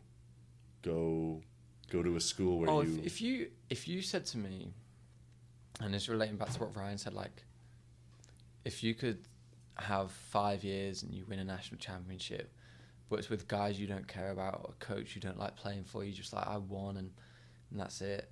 But then if you had 5 years with guys and it's the object and subject of winning, like, you were like, right, we're gonna win a bronze medal, we're gonna make playoffs. Like that means so much more if you do it with guys or coaches that you love and you're part of and you feel a part of, and compared to something you're just like, you know. And again, like you said, choosing a school, like you've got to feel somewhere you're a part of it and comfortable. And honestly, surround yourself with the right people is huge. You know, I've played on been really lucky to play on loads of good teams, and some of the teams I've had the most fun on have been the ones where you're just with guys that you just love, and you'd do anything for, and yeah, that's such a huge part. And like I said, it doesn't matter what level you play, you've got to enjoy it. And you're not playing your best if you're not enjoying it, and it's the same in life. You're not living your best life if you're not enjoying it, and yeah, this is, I don't know, when you said my philosophy on life, you've got to enjoy it. And it's so common and so cheesy, but you've got to enjoy it in whatever you do. And my family will preach that to me: whatever you do in life, you've got to enjoy it. And again, I'm in Pete Sobelak's class. What a guy, by the way. Oh my god, good guy to chat to. He's amazing. And we always talk about like the parents and stuff, and yeah, my mum and my granddad and everyone always pushed me to be the best, and I appreciate that. And I always felt comfortable. It wasn't like a pushy as in you don't want to do this, but you're doing it anyway. It was always, if you don't enjoy it, you don't have to do anything you don't want to do, Harry. Like, you don't have to play, you don't have to do this. But I always enjoyed it, so I always play. And I'm from pretty small towns. Like, what I do is pretty big where I come from, like being here. And parents always ask me, and kids do, and I'm like, you just got to enjoy it. Like, go out, enjoy it, and try to be the best you. And that's all you can do. You're gonna die one day. Why not do something you love?